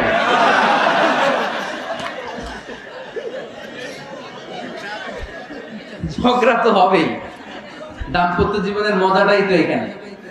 কখনো ঝগড়া, কখনো আনন্দ, একটু বৃষ্টি, একটু রোদ, একটু হাসি, একটু কান্না, ভালো লাগা ভালোবাসা শেয়ার করে নেয়া, মিলেমিশে একাকার হয়ে যাওয়া, ঠিক কি না? তো আল্লাহর হাবিব সাল্লাল্লাহু আলাইহি ওয়াসাল্লামের সাথে আম্মাজান আয়েশার ঝগড়া হতো। তো একদিন ঝগড়া হয়ে দুইজন রেগে আছে, খবরদার দুইজন রেগে থাকবেন না, একজন রাগলে আরেকজন থেমে যাবেন, কারণ এই ছোট্ট ঝগড়া থেকে এটা অনেক সময় বিচ্ছেদের দিকে গড়ায়। আমার প্রিয় ফরিদপুরবাসী, ভাবি রেগে গেলে আপনি রাগেন না, ওই দিন আপনি একটু ঠান্ডা থাকেন। আবার আপনি রেগে গেলে, আমার মাইকের আওয়াজ যদি ভাবিরা শুনেন, আপনারা রেগে যায় না, একটু ঠান্ডা থাকবেন। দুইজনে রেগে গেলে তো তৃতীয় বিশ্বযুদ্ধ শুরু হবে, তাই না? একজন রেগে গেলে আরেকজন ঠান্ডা, কারণ এই সামান্য ঝগড়া থেকে ইগোর কারণে এটা বিচ্ছেদ আর ডিভোর্স পর্যন্ত গড়ায়। আর শয়তান এখানে উস্কানি দেয়, কারণ ইমানদারদের ফ্যামিলি ভাঙতে পারলে শয়তান সবচেয়ে বড় খুশি হয়, আর ইমানদারদের ফ্যামিলি টিকে থাকলে খুশি হয়ে যায় কে? আম্মা জান আয়েশা রাদিয়াল্লাহু তাআলা আনহার সাথে বিষ্ণু ইসলামের ঝগড়া হতো মাঝে মাঝে। একবার ঝগড়া হলো, বিষ্ণু ইসলামের রাগ, আম্মা জান আয়েশাও রাগ। বিষ্ণু বললেন, আয়েশা ঝগড়া করে আর কতক্ষণ থাকবো, আসো মিটমাট করি। আয়েশা রাদিয়াল্লাহু বললেন, ঠিক আছে মিটমাট করি। তো বিষ্ণু ইসলাম বললেন, মিটমাটের জন্য কারে ডাকবো? ওমরে ডাকি। কয় না, ওমরে না, ওমর গালিজ, ওমর অনেক রাগে, আমার ডর লাগে। কয় তাহলে তোমার আব্বারে ডাকি। কয় ডাকো। কি খুশি, মেয়েদের মধ্যে অভ্যাসটা আছে না নাই? তাহলে তোমার আব্বারে ডাকি। ডাকেন, ডেকে নিয়ে আসা হলো। আবু বকর রাদিয়াল্লাহু তাআলা আনহু দাঁড়ালেন, আম্মা জান আয়েশা দাঁড়ালেন, বিশ্বনবীও দাঁড়ালেন। বিশ্বনবী বললেন, আয়েশা তোমার আব্বা আসছে, এবার ঘটনা খুলে বলার পালা, তুমি বলবা নাকি আমি বলবো? আম্মা জান আয়েশা বললেন, আপনি বলেন, তবে ওয়ালা তাকুল ইল্লা হাক্কান, যেটা ঘটছে ওইটাই বললেন, মিথ্যা কথা কইেন না। আবু বকর রাদিয়াল্লাহু তাআলা রেগে মেগে আগুন, কি এই কথা তুমি কেমন করে বলো? বিশ্বনবী কি মিথ্যা কথা কখনো বলবে? রেগে মেগে দিলেন মেয়ের গালে এক চড়। বানিয়ে বলতেছি না, মুসনাদ আহমদ ইবনে হাম্বলের হাদিস। বাবার হাতের থাপ্পড় খেয়ে আম্মা জান আয়েশা উল্টে বললেন। সাইয়েদনা আবু বকর রাগে গড়গড় করছেন, আবার মারার জন্য তেড়ে গেলেন। এবার বাঁচার জন্য আম্মা জান আয়েশা বিশ্বনবীর পিছনে যে আশ্রয় নিলেন, বিশ্বনবী বাঁচানোর জন্য দুই হাত মিলে দাঁড়িয়ে গেলেন। পড়েন সুবহানাল্লাহ। বিশ্বনবী যখন দুই হাত মেলে দাঁড়িয়ে গেলেন, সাইয়েদনা আবু বকর রাদিয়াল্লাহু আনহু থেমে গেলেন। সাইয়েদনা আবু বকর রাদিয়াল্লাহু তাআলা আনহু ঘর থেকে বের হয়ে বারান্দায় দাঁড়ালেন। পড়েন সুবহানাল্লাহ। এবার বিশ্বনবী আম্মা জান আয়েশার কাছে যেয়ে বলেন, ইয়া আয়েশা কাইফা রাআইতিনি আনকাসতুকি মিনার রাজুল, দেখছো কেমনে বাঁচাইলাম? আমি না থাকলে ভর্তা বানাই ফেলতো আজকে। আমি বাঁচাইছি তোমারে, আমি, আমার লগে ঝগড়া করো তুমি। লজ্জায় পড়ে আম্মা জান আয়েশা খিলখিল করে হেসে দিলেন, বিশ্বনবীও হেসে দিলেন। দুইজনের হাসির মধুর আওয়াজ শুনে সাইয়েদনা আবু বকর বাইরে থেকে অবাক, কিরে এতক্ষণ না ঝড় তুফান, এখন দেখি হাসি। সালাম দিয়ে অনুমতি নিয়ে ভিতরে ঢুকলেন। ঢুকে দেখেন আম্মা জান আয়েশাও হাসে, বিশ্বনবীও হাসে। এই হাসি দেখে আবু বকর রাদিয়াল্লাহু আনহু হেসে দিলেন। আরশের উপর থেকে খুশি হয়ে গেলেন কে? এবার সাইয়েদনা আবু বকর রাদিয়াল্লাহু তাআলা আনহু বললেন, ইয়া রাসূলুল্লাহ আশরিকানি ফি সিলমিকুমা কামা আশরাকতুমানি ফি হারবিকুমা। ও নবী, যুদ্ধ লাগলে, দুইজন যুদ্ধ লাগলে মীমাংসার জন্য যেমনি আমারে ডাকেন, এরকম হাসি আর আনন্দের মুহূর্তেও আমারে একটু ডাইকে। আশরিকানি ফি সিলমিকুমা কামা আশরাকতুমানি ফি হারবিকুমা। নবী, আপনাদের মধ্যে ঝগড়া লাগলে সন্ধি করার জন্য আমারে যেমনি ডাকেন, আপনাদের হাসি খুশি আনন্দ খুনসুটি এই মজাদার মুহূর্তগুলোতে আমারে বঞ্চিত রাখেন না, আমার একটু ডাইকেন। সুবহানাল্লাহ পড়েন। এই মুসনাদ আহমদ ইবনে হাম্বলের হাদিস শোনার উদ্দেশ্য হচ্ছে, বিশ্বনবী প্রথমে ওমর ফারুকের নাম বলেছিলেন। সাইয়েদনা আয়েশা বলে, না আমি ডরাই। হাইবাত, দিস ইজ কল্ড হাইবাত ওমর। একবার বিশ্বনবীর সব বিবিরা ধরলেন, ও নবী আমাদেরকে এটা দেন, ওইটা দেন, ঘরে এইটা নাই, ওইটা নাই, ওইটা নাই। বিশ্বনবীকে, আমার কাছে কিছু নাই, যদি এমনি আমার বউ হয়ে থাকতে চাও থাকো, তাহলে যা, তা না হলে যা লাগবে কিনে দেবো, সাথে সাথে তালাকও দিয়ে দিব। কিছু দিতে পারবো না, আমার নাই তো, সামর্থ্য নাই। কিন্তু বিবিরাও ছাড়া না, এটা দেন ওইটা দেন। বিশ্বনবী রহমতের নবী, বিবিদেরকে বুঝাতেও পারেন না, বিবিরা আবদার করতেছে, নবী এটা লাগবে ওইটা লাগবে। ইন দ্য মিন টাইম বিশ্বনবী একজনের সালাম শুনতে পেলেন। কে যেন দরজায় দাঁড়িয়ে বলতেছে, আসসালামু আলাইকুম। বিশ্বনবী দরজার দিকে তাকালেন, তাকিয়ে বললেন, ওয়া আলাইকুমুস সালাম। আর বুঝতে পারলেন এটা আমার ওমরের সালাম। সালাম দেওয়ার পরে বিবিদের দিকে তাকায় দেখে একজন বিবিও নাই, সব অন্দরমহলের ভিতরে দৌড়। সুবহানাল্লাহ পড়তে পারলেন না? This is our super hero Omar. এরকম ওমর একটা লাগবে, চিল্লায় বলেন কয়টা? একটা ওমর গোটা বিশ্বকে সোজা করে দিবে। একটা ওমর সবল আর দুর্বলের সব পার্থক্য দূর করে দিবে।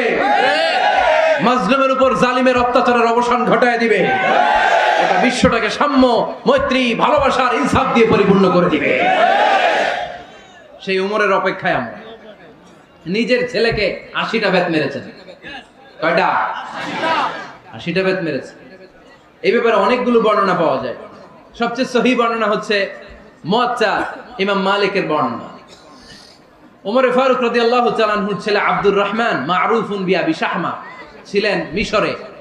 ওখানে নাবিজ খেয়েছিলেন।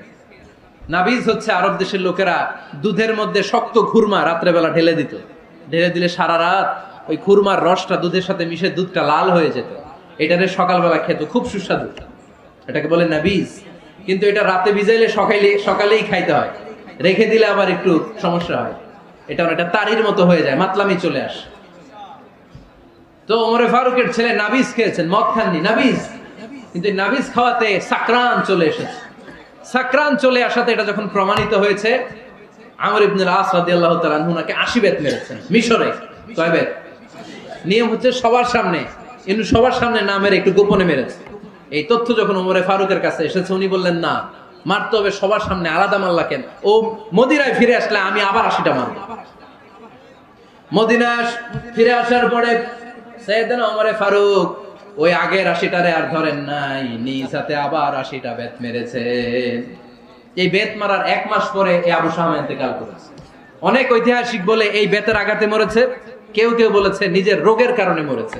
কিন্তু দিস ইজ দ্য ইনসাফ সিস্টেম অফ আমার। নিজের ছেলে বলে ছেড়ে দেয় নাই। এখন নিজের ছেলে হলে 7 খুন মাফ, নেতার ছেলে হলে 10 খুন মাফ, এলাকার মোড়লের ছেলে হলে 10 খুন মাফ। নো পার্সিয়ালিটি ইন ইসলাম। ইসলামে পার্সিয়ালিটি নাই। আপনি নেতার ছেলে হন, আপনি বিজনেস ম্যাগনেটের ছেলে হন, আপনি যেই হন না কেন, ইসলামের দৃষ্টিতে সবাই সমান। চিল্লায় বলেন ঠিক কি না? বনু মখজুমিয়া গোত্রের এক নারী চুরিতে ধরা পড়ল।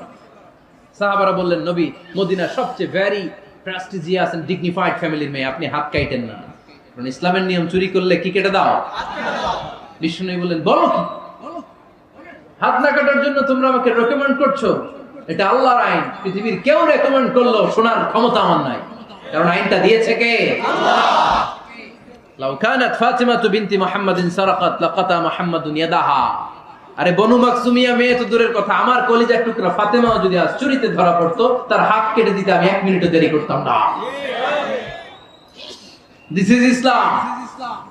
এই হচ্ছে ওমরে ফারুকের মানাকিব। এরকম ওমরে ফারুক কয়টা লাগবে? আওয়াজ করে বলতে হবে, কয়টা লাগবে? একটা লাগবে। এই সাইয়েদনা ওমরে ফারুক মদিনার প্রথম চিফ জাস্টিস ছিলেন। সর্বপ্রথম ওনার পরামর্শে সাইয়েদনা আবু বকর রাদিয়াল্লাহু তাআলা আনহু কোরআনকে সংকলন করেছেন। আমরা এই যে কোরআন পড়ি 30 পারা, এমদাদিয়া লাইব্রেরির 114টা সূরা, কত সুন্দর সন্নিবেশ করা হয়েছে, এখানে সাজানো হয়েছে। আল্লাহর হাবিব সাল্লাল্লাহু আলাইহি ওয়াসাল্লামের সময় কি এরকম কোরআন ছিল নাকি? ছিল না। খেজুর পাতার মধ্যে, গাছের বাকলের মধ্যে, ওটের বড় হাড্ডির মধ্যে আর পাথরের মধ্যে খোদাই করা কোরআন ছিল। সাইয়েদনা আবু বকরের সময় রাদিয়াল্লাহু তাআলা আনহুর সময় যুদ্ধ হলো। 70 জন হাফেজ সাহাবী ইন্তেকাল করলেন। সাইয়েদনা আবু বকর রাদিয়াল্লাহু তাআলা আনহুকে ডেকে ওমরে ফারুক, এইভাবে হাফেজে কোরআন সাহাবীরা যদি দুনিয়া থেকে বিদায় হয়ে যায়, আল্লাহর কোরআনও তো বিদায় হয়ে যাবে। আমার পরামর্শ হলো, আপনি সব বয়োজ্যেষ্ঠ সাহাবীদেরকে একসাথে করে কোরআনের সব কাগজগুলোকে একসাথে করে একটা নির্ধারিত কপির মধ্যে কোরআনকে সংকলন করে ফেলে। সাইয়েদনা আবু বকর বললেন, যেটা আমার নবী করে না, এটা আমি কেমনে করি? কিন্তু ওমরে ফারুক নাছরবান্দা বলে না, এটা করলে কোনো খারাপ হবে না, ভালোই হবে। মুসলিম উম্মার জন্য এক জায়গায় কোরআন সন্নিবেশিত থাকবে, আপনি করেন। সাইয়েদনা আবু বকর রাজি হয় না, ওমরে ফারুকও ছাড়ে না। ওমরে ফারুক বলতে বলতে বলতে বলতে এমন ভাবে সাইয়েদনা আবু বকর রাদিয়াল্লাহু তাআলা আনহুকে ধরলেন, সব শেষে সাইয়েদনা আবু বকর ওমরে ফারুকের কথায় কোরআন সংকলনে রাজি হয়ে গেলেন। পড়েন সুবহানাল্লাহ। উনি বললেন, ওমর যখন আমাকে বারবার বুঝাতে লাগলো, আল্লাহ তাআলা আমার হৃদয়টা ওমরের কথা শোনার জন্য খুলে দিলেন। আল্লাহ তাআলা কেমন যেন আমাকে ইলহাম করলেন, আবু বকর করো, এই কাজের মধ্য দিয়ে আমি আমার কোরআনকে গোটা বিশ্বে জীবিত রেখে দেব। This is Umar. এই যে আমরা হিজরি সনের যে আমরা গণনা করি, এই হিজরি সনের প্রবর্তক হচ্ছে সাইয়েদনা ওমরে ফারুক। সুবহানাল্লাহ নাই? আপনাদের মনোযোগ আছে না গেছে? কই ঘুমাই গেলেন মনে হয়? তাকবীর দেন তো একজন আওয়াজ করে।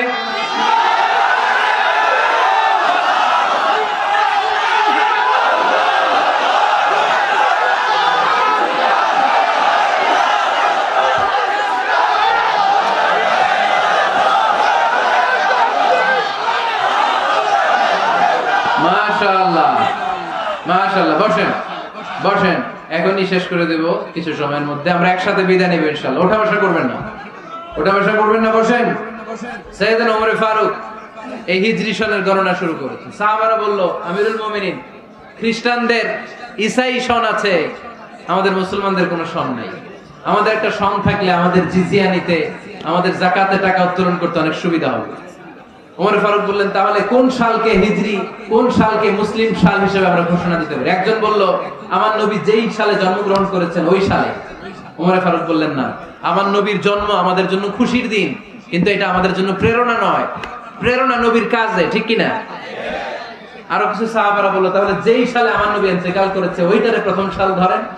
ওমর ফারুক বললেন, না, যেদিন তিনি ইন্তেকাল করেছেন এটা আমাদের দুঃখের দিন, এটা আমাদের প্রেরণা নয়। আমাদের প্রেরণা হচ্ছে বিশ্বনবীর ত্যাগ, তিতিক্ষা আর কাজের মধ্য দিয়ে। জোরে কোন ঠিক কিনা? ওমর ফারুক বললেন, যেদিন বিশ্বনবী ইসলাম রক্ষায় নিজের মাতৃভূমি ছেড়ে মক্কা থেকে মদিনায় গিয়েছেন, ওই দিনটাকে হিজরি প্রথম দিন ধরে আমরা হিজরি সাল গণনা করে শুরু করে দেব। ওইটাই হচ্ছে হিজরি সন। সেখান থেকে হিজরি সনের প্রবর্তন করেছেন সাইয়েদনা ওমর ফারুক রাদিয়াল্লাহু তাআলা আনহু। এই যে স্টেট গভর্নমেন্ট, এই যে প্রিজন, জেলখানা, ক্যান্টনমেন্ট, সচিবালয়, গণভবন, বঙ্গভবন, মুক্তিযোদ্ধাদের ভাতা, রাষ্ট্রীয় ভাতা, এই সব নিয়ম কানুন সাইয়েদনা ওমর ফারুক তার রাষ্ট্রীয় আমলে তিনি নিজে করেছেন। চিল্লায় পড়েন আল্লাহু আকবার। মুসলমানদের আলাদা কারেন্সি, নিজস্ব মুদ্রা ব্যবস্থা নিজে চালু করেছেন। সৈনিকদের মধ্যে যারা বিবাহিত, প্রতি 6 মাস অন্তর অন্তর 1 মাসের ছুটি কাটাতে তারা ফিরে আসবে। সাইয়েদনা ওমর ফারুক চালু করেছেন। চিল্লায় আওয়াজ করে পড়েন আল্লাহু আকবার। এই যে আমরা 20 রাকাত সালাতুত তারাবি পড়ি রমাদানে, পড়েন না আপনারা? এটা সাইয়েদনা ওমর ফারুক চালু করেছেন। সুবহানাল্লাহ পড়তে পারলেন না? কোরআনে মোট 22টা আয়াত আছে যেখানে সাহাবারা ইনডিসিশনে ভুগছিলেন। বিশ্বনবীর মত একটা, ওমর ফারুকের মত আর একটা। এই 22 জায়গায় আল্লাহ তাআলা বিশ্বনবীর মতের পক্ষে আয়াত নাজিল না করে ওমর ফারুকের মতের পক্ষে কোরআনের আয়াত নাজিল করে। আওয়াজ করে পড়েন আল্লাহু আকবার। এদিকে উঠলেন কেন আপনারা? যারা উঠছেন আমার দিকে তাকান। ঢুকতেছে, বাইরে থেকে ঢুকতেছে, বাইরে থেকে লোকজন ঢুকতেছে ভিতরে। কিছু ভিতরে ঢুকতেছে, কিছু বাইরেতেছে না?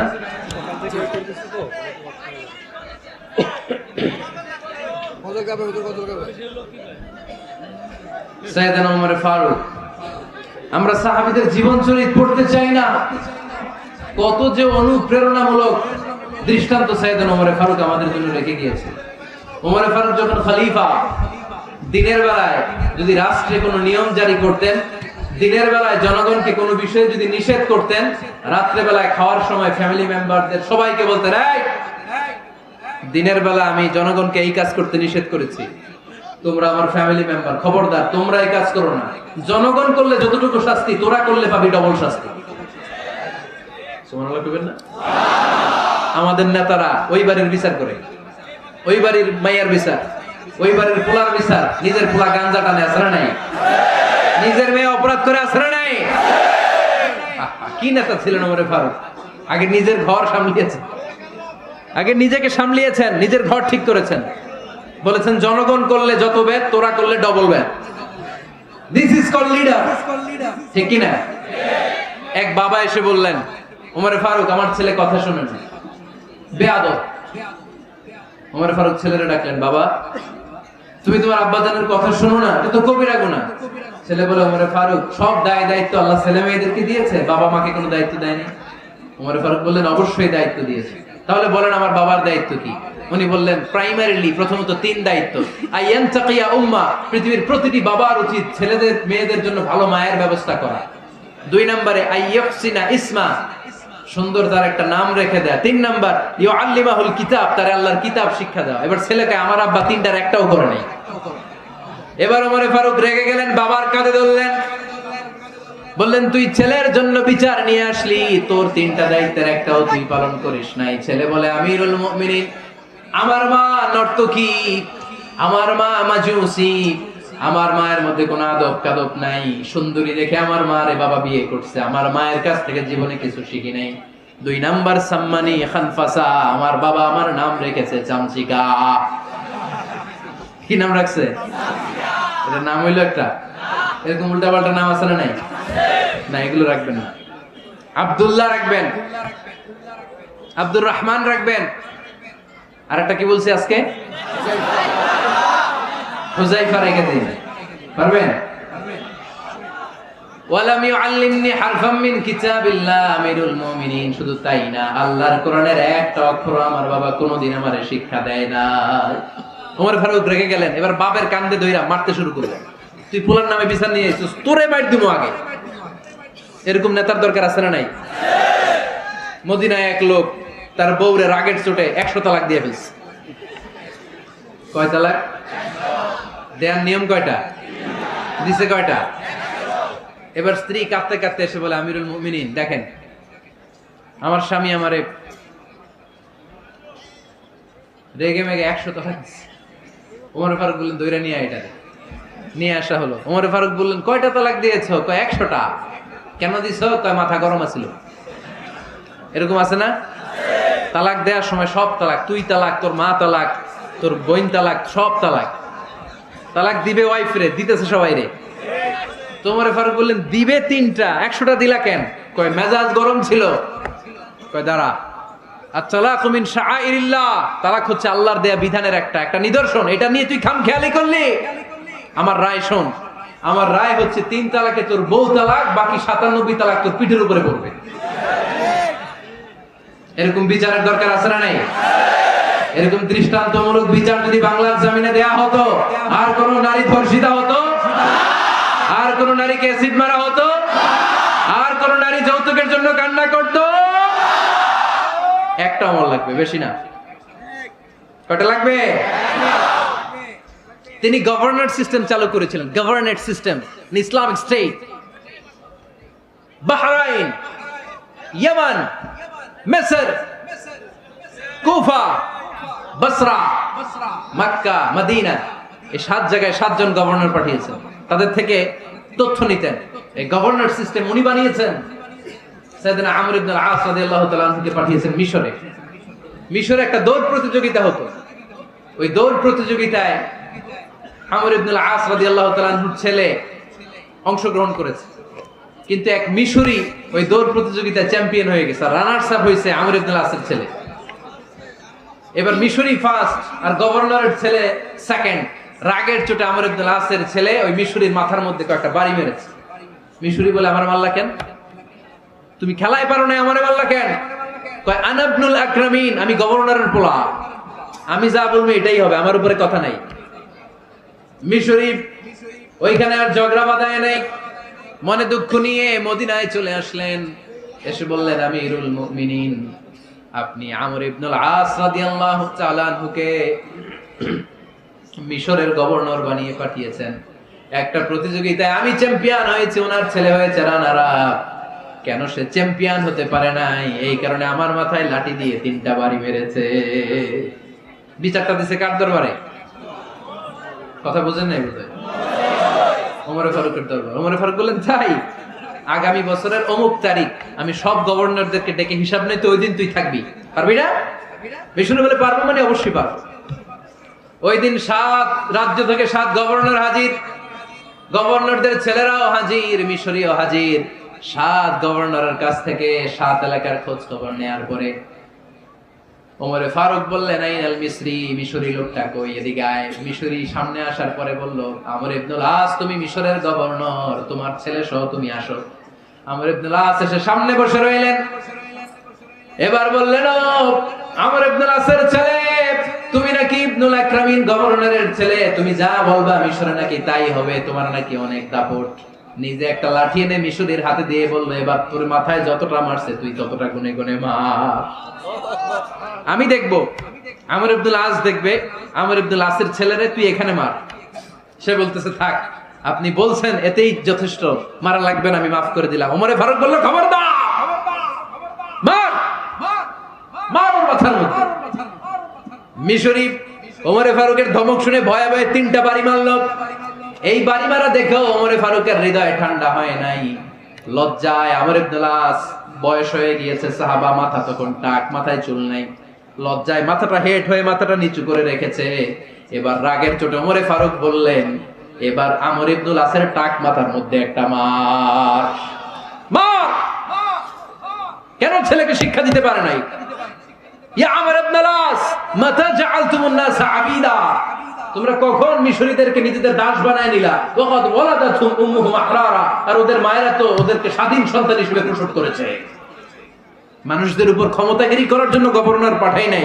খবরদার, জনগণ তাদেরকে দেখভাল করার জন্য তোমাদেরকে পাঠানো হয়েছে, তাদের উপর কোনো অত্যাচার করার জন্য নয়। চিল্লায় বলেন ঠিক কি না? এরকম নেতা কয়টা লাগবে? কয়টা? ওই নেতার নাম কি? ওমর। হ্যাঁ, হুয়া ইয়াতি ওমর। 22 জায়গায় বিশ্বনবী কয় একটা, ওমরে ফারুক বলে আরেকটা। আল্লাহ বলে, বিশ্বনবী আপনার পক্ষে আমি আয়াত নাজিল করতে পারলাম না, আমি ওমরের পক্ষে নাজিল করে দিলাম। বিশ্বনবী বলতেন, ইন্না লিকুল্লি উম্মাতিন মুহাদ্দাস, সব উম্মতের মধ্যে, সব নবীর উম্মতের মধ্য থেকে একজন করে আল্লাহ তাকে মুহাদ্দিস বানাতো। মুহাদ্দিস না, মুহাদ্দাস। মুহাদ্দাস মানে এমন লোক যিনি যা ভাবতো ওই ভাবনাটাই আল্লাহ আয়াত হিসেবে নাজিল করে দিতেন। বিশ্বনবী বলেন, আমার উম্মতের মধ্যে মুহাদ্দাস হচ্ছে সাইয়েদনা ওমর। মদিনার সবচেয়ে বড় মুনাফিকের নাম আব্দুল্লাহ ইবনে উবাই ইবনে সালুল, সব মুনাফিকদের সরদার। কিন্তু এই মুনাফিকের ছেলেটা হলো পাক্কা ইমানদার। এই ছেলের নাম হলো আব্দুল্লাহ। আওয়াজ করে বলেন, ছেলের নাম কি? আব্দুল্লাহ ইবনে উবাই ইবনে সালুল, মুনাফিক সরদার যখন ইন্তেকাল করলো, সাইয়েদনা আব্দুল্লাহ রাদিয়াল্লাহু তাআলা আনহু বিশ্বনবীর কাছে এসে চোখের পানি ছেড়ে ডেকে বলে, নবী আপনিও জানেন, আমিও জানি, মদিনার সবাই জানে আমার আব্বা মুনাফিকদের সরদার, কিন্তু আমার মন তো মানে না, আমার তো পিতা, আমার তো বাবা লাগে, আমার তো মন মানে না। আপনিও জানেন মুনাফিক, আমিও জানি মুনাফিক। নবী আপনার দরবারে কিছু আমি চাই না, আপনার গায়ের একটা জামা দেন, আপনার জামাটা পরিয়ে আমার বাবারে দাফন দিব। এর উসিলায় যদি আমার আব্বারে আল্লাহ মাফ করে দেয়, দয়ার নবী মায়ের নবী জামা খুলে দিয়ে দিলেন। পড়েন সুবহানাল্লাহ। আব্দুল্লাহ রাদিয়াল্লাহু তাআলা আবার আবদার চললেন, নবী জানি আমার বাবা মুনাফিক, কিন্তু আমার তো বাবা, আপনার দরবারে ফরিয়াদ, আপনি নিজে যে আমার বাবার জানাজার নামাজের ইমামতি করবেন। দয়ার নবী মায়ের নবী জানাজার নামাজে যেতে চাইলেন। ওমরে ফারুক বললেন, নবী না, খবরদার আপনি উবাই ইবনে সালুলের জানাজায় যাবেন না। বিশ্বনবী জোর করে যেতে চাইলেন। সাইয়েদনা ওমর ফারুক বিশ্বনবীর জামা পেছন থেকে টেনে ধরলেন। আল্লাহু আকবার। টেনে ধরলেন, যাবেন না আপনি। ওমর ফারুকের হাত থেকে হ্যাচকা টান মেরে জুব্বা টান দিয়ে বিশ্বনবী জানাজায় চলে গেলেন। রব্বুল আলামিন আয়াত নাজিল করলেন, ইস্তাগফির লাহুম আও লা তাস্তাগফির লাহুম ওয়া ইন তাস্তাগফির লাহুম ৭০ মাররাতান ফালান ইয়াগফিরাল্লাহু লাহুম। নবী গো, একবার নয়, দুইবার নয়, ৭০ বারও যদি এই মুনাফিকের জন্য আপনি ক্ষমা চান, তার জন্য ক্ষমা নাই, তার জন্য আছে জাহান্নাম। ওয়ালা তাকুম, আপনি যাবেন না আলা কবরি, কখনো তাদের জানাজায় যাবেন না। এই যে একটা ভুল করে ফেলছেন, এটা এবারই শেষ, এরপরে আর যাবেন না। সাইয়েদনা ওমর ফারুকের পক্ষে আল্লাহ তাআলা কোরআনের আয়াত নাযিল করে দিলেন। চিল্লায় পড়েন আল্লাহু আকবার। এভাবে 22টা জায়গায় ওমর ফারুক যা বলেছে, এটা নিয়ে একটা আলাদা আলোচনা হইতে হবে, আলাদা একটা আলোচনা লাগবে যে 22টা আয়াতে আল্লাহ তাআলা বিশ্বনবীর পক্ষে কোরআনের আয়াত নাযিল না করে সাইয়েদনা ওমর ফারুকের পক্ষে আয়াত নাযিল করেছেন। চিল্লায় পড়েন সুবহানাল্লাহ। ওই ওমর ফারুককে আমাদের মডেল বানানোর দরকার আছে না নাই? ওই ওমর ফারুকের জীবনী আমাদের ছেলে মেয়েদেরকে পড়ানোর দরকার আছে না নাই? আমাদের ভবিষ্যৎ প্রজন্ম এগুলো জানে না। ওরা সালমান খান দেখে বড় হয়, ওরা শাহরুখ খান দেখে বড় হয়, ওরা ঋত্বিক রোশনকে দেখে বড় হয়। ওরা মনে করে যে এরাই বড় সুপার হিরো। আমাদের যে কত বড় সুপার হিরো আছে এরা জানেই না। নতুন প্রজন্মের কর্ণকোহরে সাইয়েদনা ওমর ফারুকের ইতিহাস পৌঁছে দেওয়ার দরকার আছে না নাই? ওমর ফারুকের ইন্তেকালের ঘটনাটা বলেই আমরা মুনাজাতের দিকে যাব। শুনবেন? শুনতে চান? উনি স্বপ্নে দেখলেন একটা লাল মোরগ ওনাকে 3টে ঠোকর মেরেছে। কয়টা? উনি জুমার নামাজে জিলহজ মাসের শেষ সপ্তাহে জুমার নামাজে বললেন যে একটা লাল মোরগ 3টা ঠোকর মেরেছে। মুগীরা ইবনে শুবা রাদিয়াল্লাহু তাআলা আনহুর দাস আবু লুলু আল মাজুসি, এই লোকটা খঞ্জর বানাতে পারতো। মুগীরা রাদিয়াল্লাহু তাআলা আনহুর দাস। মুগীরা প্রতিদিন 4 দিরহাম করে চার্জ করতো, যেহেতু দাস। সে এসে বিচার দিল, আমিরুল মুমিনিন, মুগীরা আমার থেকে বেশি টাকা চায়, জুলুম করে। ওমর ফারুক বললেন, তাই? তুমি কি কাজ জানো? বলে, আমি খঞ্জর বানাতে জানি। বাড়ি কই? পারস্য। আরে তুমি খঞ্জর বানাতে জানলে তো 4 দিরহাম অনেক কম, সে তো আরো বেশি টাকা নেওয়া দরকার ছিল তোমার থেকে। আবু লুলুর এই কথা পছন্দ হয় নাই। সে কয়, ওমর তুমি সবারে দয়া দেখাও আর আমার ক্ষেত্রে কঠিন নিয়ম বানাইলা, দাঁড়াও এই নিয়ম তোমারে আমি দেখাবো। এই রাগে সে বাড়িতে যে একটা খঞ্জর বানালো। কি বানালো? খঞ্জর চিনেন? ছোট্ট ছুরি। কিছুদিন আগে ওমানের সুলতান কাবুস ইন্তেকাল করেছে, জানেন আপনারা? ওনার এই কোমরের মধ্যে খঞ্জর থাকতো, ছবিতে দেখছেন? আরব শাহেক যারা সুলতান আমির, কোমরে কি থাকে? ছোরা থাকে, খঞ্জর। সে বাসায় যে একটা খঞ্জর বানালো, যেই খঞ্জরের 2 মাথা, লাহু রাসান ওয়া মাকবাদাতুহু ফি ওয়াসাতি, আর ধরার হ্যান্ডেলটা মাঝখানে, এদিকেও ছুরি এদিকেও ছুরি, যাতে এইভাবে মারা যায়। সে ধার দিতে লাগলো আর বলল, ওমর দাঁড়াও, তোমারে আমি দেখাবো। ওমর ফারুক মসজিদে নববীর ইমাম, ফজরের নামাজের সময় এ আবু লুলু আল মাজুসি বুরনুস পরে, চাদর পরে, লুকিয়ে লুকিয়ে, সে অগ্নি উপাসক, মুমিন নয়। ওমর ফারুককে অ্যাটাক করার জন্য গেলেন মসজিদে নববীতে। ওয়াকানু ইউসাল্লুনা বিগালাস, তখন ওনারা অন্ধকারে নামাজ পড়তো। নামাজের সময় যখন হলো, লুকিয়ে লুকিয়ে প্রথম কাতারে ওমর ফারুকের পিছনে মুয়াজ্জিনের পাশেই দাঁড়ালো, হাতে খঞ্জর। ইকামত হলো, ওমর ফারুক সালাত শুরু করলেন, ফজরের সালাত, আল্লাহু আকবার। নামাজ শুরু করলেন, সূরা ফাতিহা বললেন। আরেকটা সূরা যখন পড়তে যাবেন, in the meantime Abu Lulu এই খঞ্জর নিয়ে ওমর ফারুকের বুকের মধ্যে 3টা স্টেবিং করলেন। একটা মারলেন নাভির নিচে, মারার সাথে সাথে পাকস্থলী কেটে গেল। আরেকটা মারলেন পাজরে, পাজর ছিঁড়ে গেল। 3টা মারার পরে ওমর ফারুক বললেন, কাতালানি আল কালব, এক কুকুর আমাকে মেরে ফেলেছে। পেছন থেকে এক সাহাবীকে টান মেরে সামনের দিকে নিয়ে গেলেন, তুমি নামাজের ইমামতি করো। আর ওমর ফারুককে বাকিরা ধরাধরি করে পেছনে নিতে আরম্ভ করলেন। আর এই আত্মাই আক্রমণ যে করেছে, সে কাতারের মাঝখান দিয়ে যেতে আরম্ভ করলো আর 2 দিকে ছুরি মারতে আরম্ভ করলো। 13 জন সাহাবীর গায়ে ছুরি মেরেছে, 7 জন সাহাবা স্পট ডেথ, জায়গায় মৃত্যু। এই ভয়ঙ্কর অবস্থা দেখে এক সাহাবী বুরনুস, এক ধরনের জুব্বা আছে মাথাওয়ালা, অনেকে জ্যাকেট পরছেন না এরকম মাথাওয়ালা, লম্বা জুব্বা আছে, আরবরা শীতে পরে মাথাওয়ালা। এই মাথাওয়ালা জুব্বা বের করে এক সাহাবী জালের মতো তার দিকে উড়ায় মারল। ওই বুরনুসের মধ্যে পেঁচিয়ে আবু লুলু মাটিতে পড়ে গেল আর সুইসাইড করে ফেললো, নিজের বুকে নিজে মেরে আত্মহত্যা। যে সাহাবীকে ইমামতির জন্য দাঁড় করালেন, উনি ছোট্ট সূরা দিয়ে, প্রথম রাকাতে সূরা আল কাউসার, দ্বিতীয় রাকাতে সূরাতুল ইখলাস দিয়ে নামাজ শেষ। ওমর ফারুক বেহুশ। ওমর ফারুক কি? হ্যাঁ, বেহুশ। সবাই কান্নাকাটি করতেছে, সবাই দেখতে গেলেন, এখন হুঁশ ফিরে না। মুখের মধ্যে, মুখ খুলে রাষ্ট্রের চিকিৎসক মুখের মধ্যে দুধ দিলেন, ওই নাভি দিয়ে দুধ বের হয়ে যায়, পাকস্থলী কেটে ওখান দিয়ে দুধ বের হয়ে যাচ্ছে। তারা বললো, ওনারে বাঁচানো সম্ভব না, দেখেন হুঁশ ফিরে কিনা। হুঁশ ফিরলে ওনার পরে কে আমির হবে, উনি যেন প্যানেল ঠিক করে দিয়ে যায়। সবাই তাকিয়েছে ওমর ফারুকের চোখের দিকে। আল্লাহর মেহেরবানিতে ঘন্টা খানিক পরে উনি চোখ খুললেন। চোখ খোলার পরেই বলেন নাই, ও মা আমি মরে যাই। চোখ খোলার পরে উনি বলেন নাই, কে মারলো আমারে। চোখ খোলার পরে উনি বলেন নাই, আমার পরে নেতা কে হবে। চোখ খোলার পরে সর্বপ্রথম কথাটি ছিল, আসল্লান নাস, আমার নেতৃত্বে যে ফজরের নামাজটা শুরু হয়েছিল, এটাকে ঠিক মতো তোরা পড়েছিলি? আমার নেতৃত্বে যে ফজরের জামাত শুরু হয়েছিল, সেটা ঠিকঠাক মতো সমাপ্ত হয়েছিল কিনা আগে বল। আসল্লান নাস, নামাজটা হয়েছে কিনা বল। সুবহানাল্লাহ কইতে পারলেন না?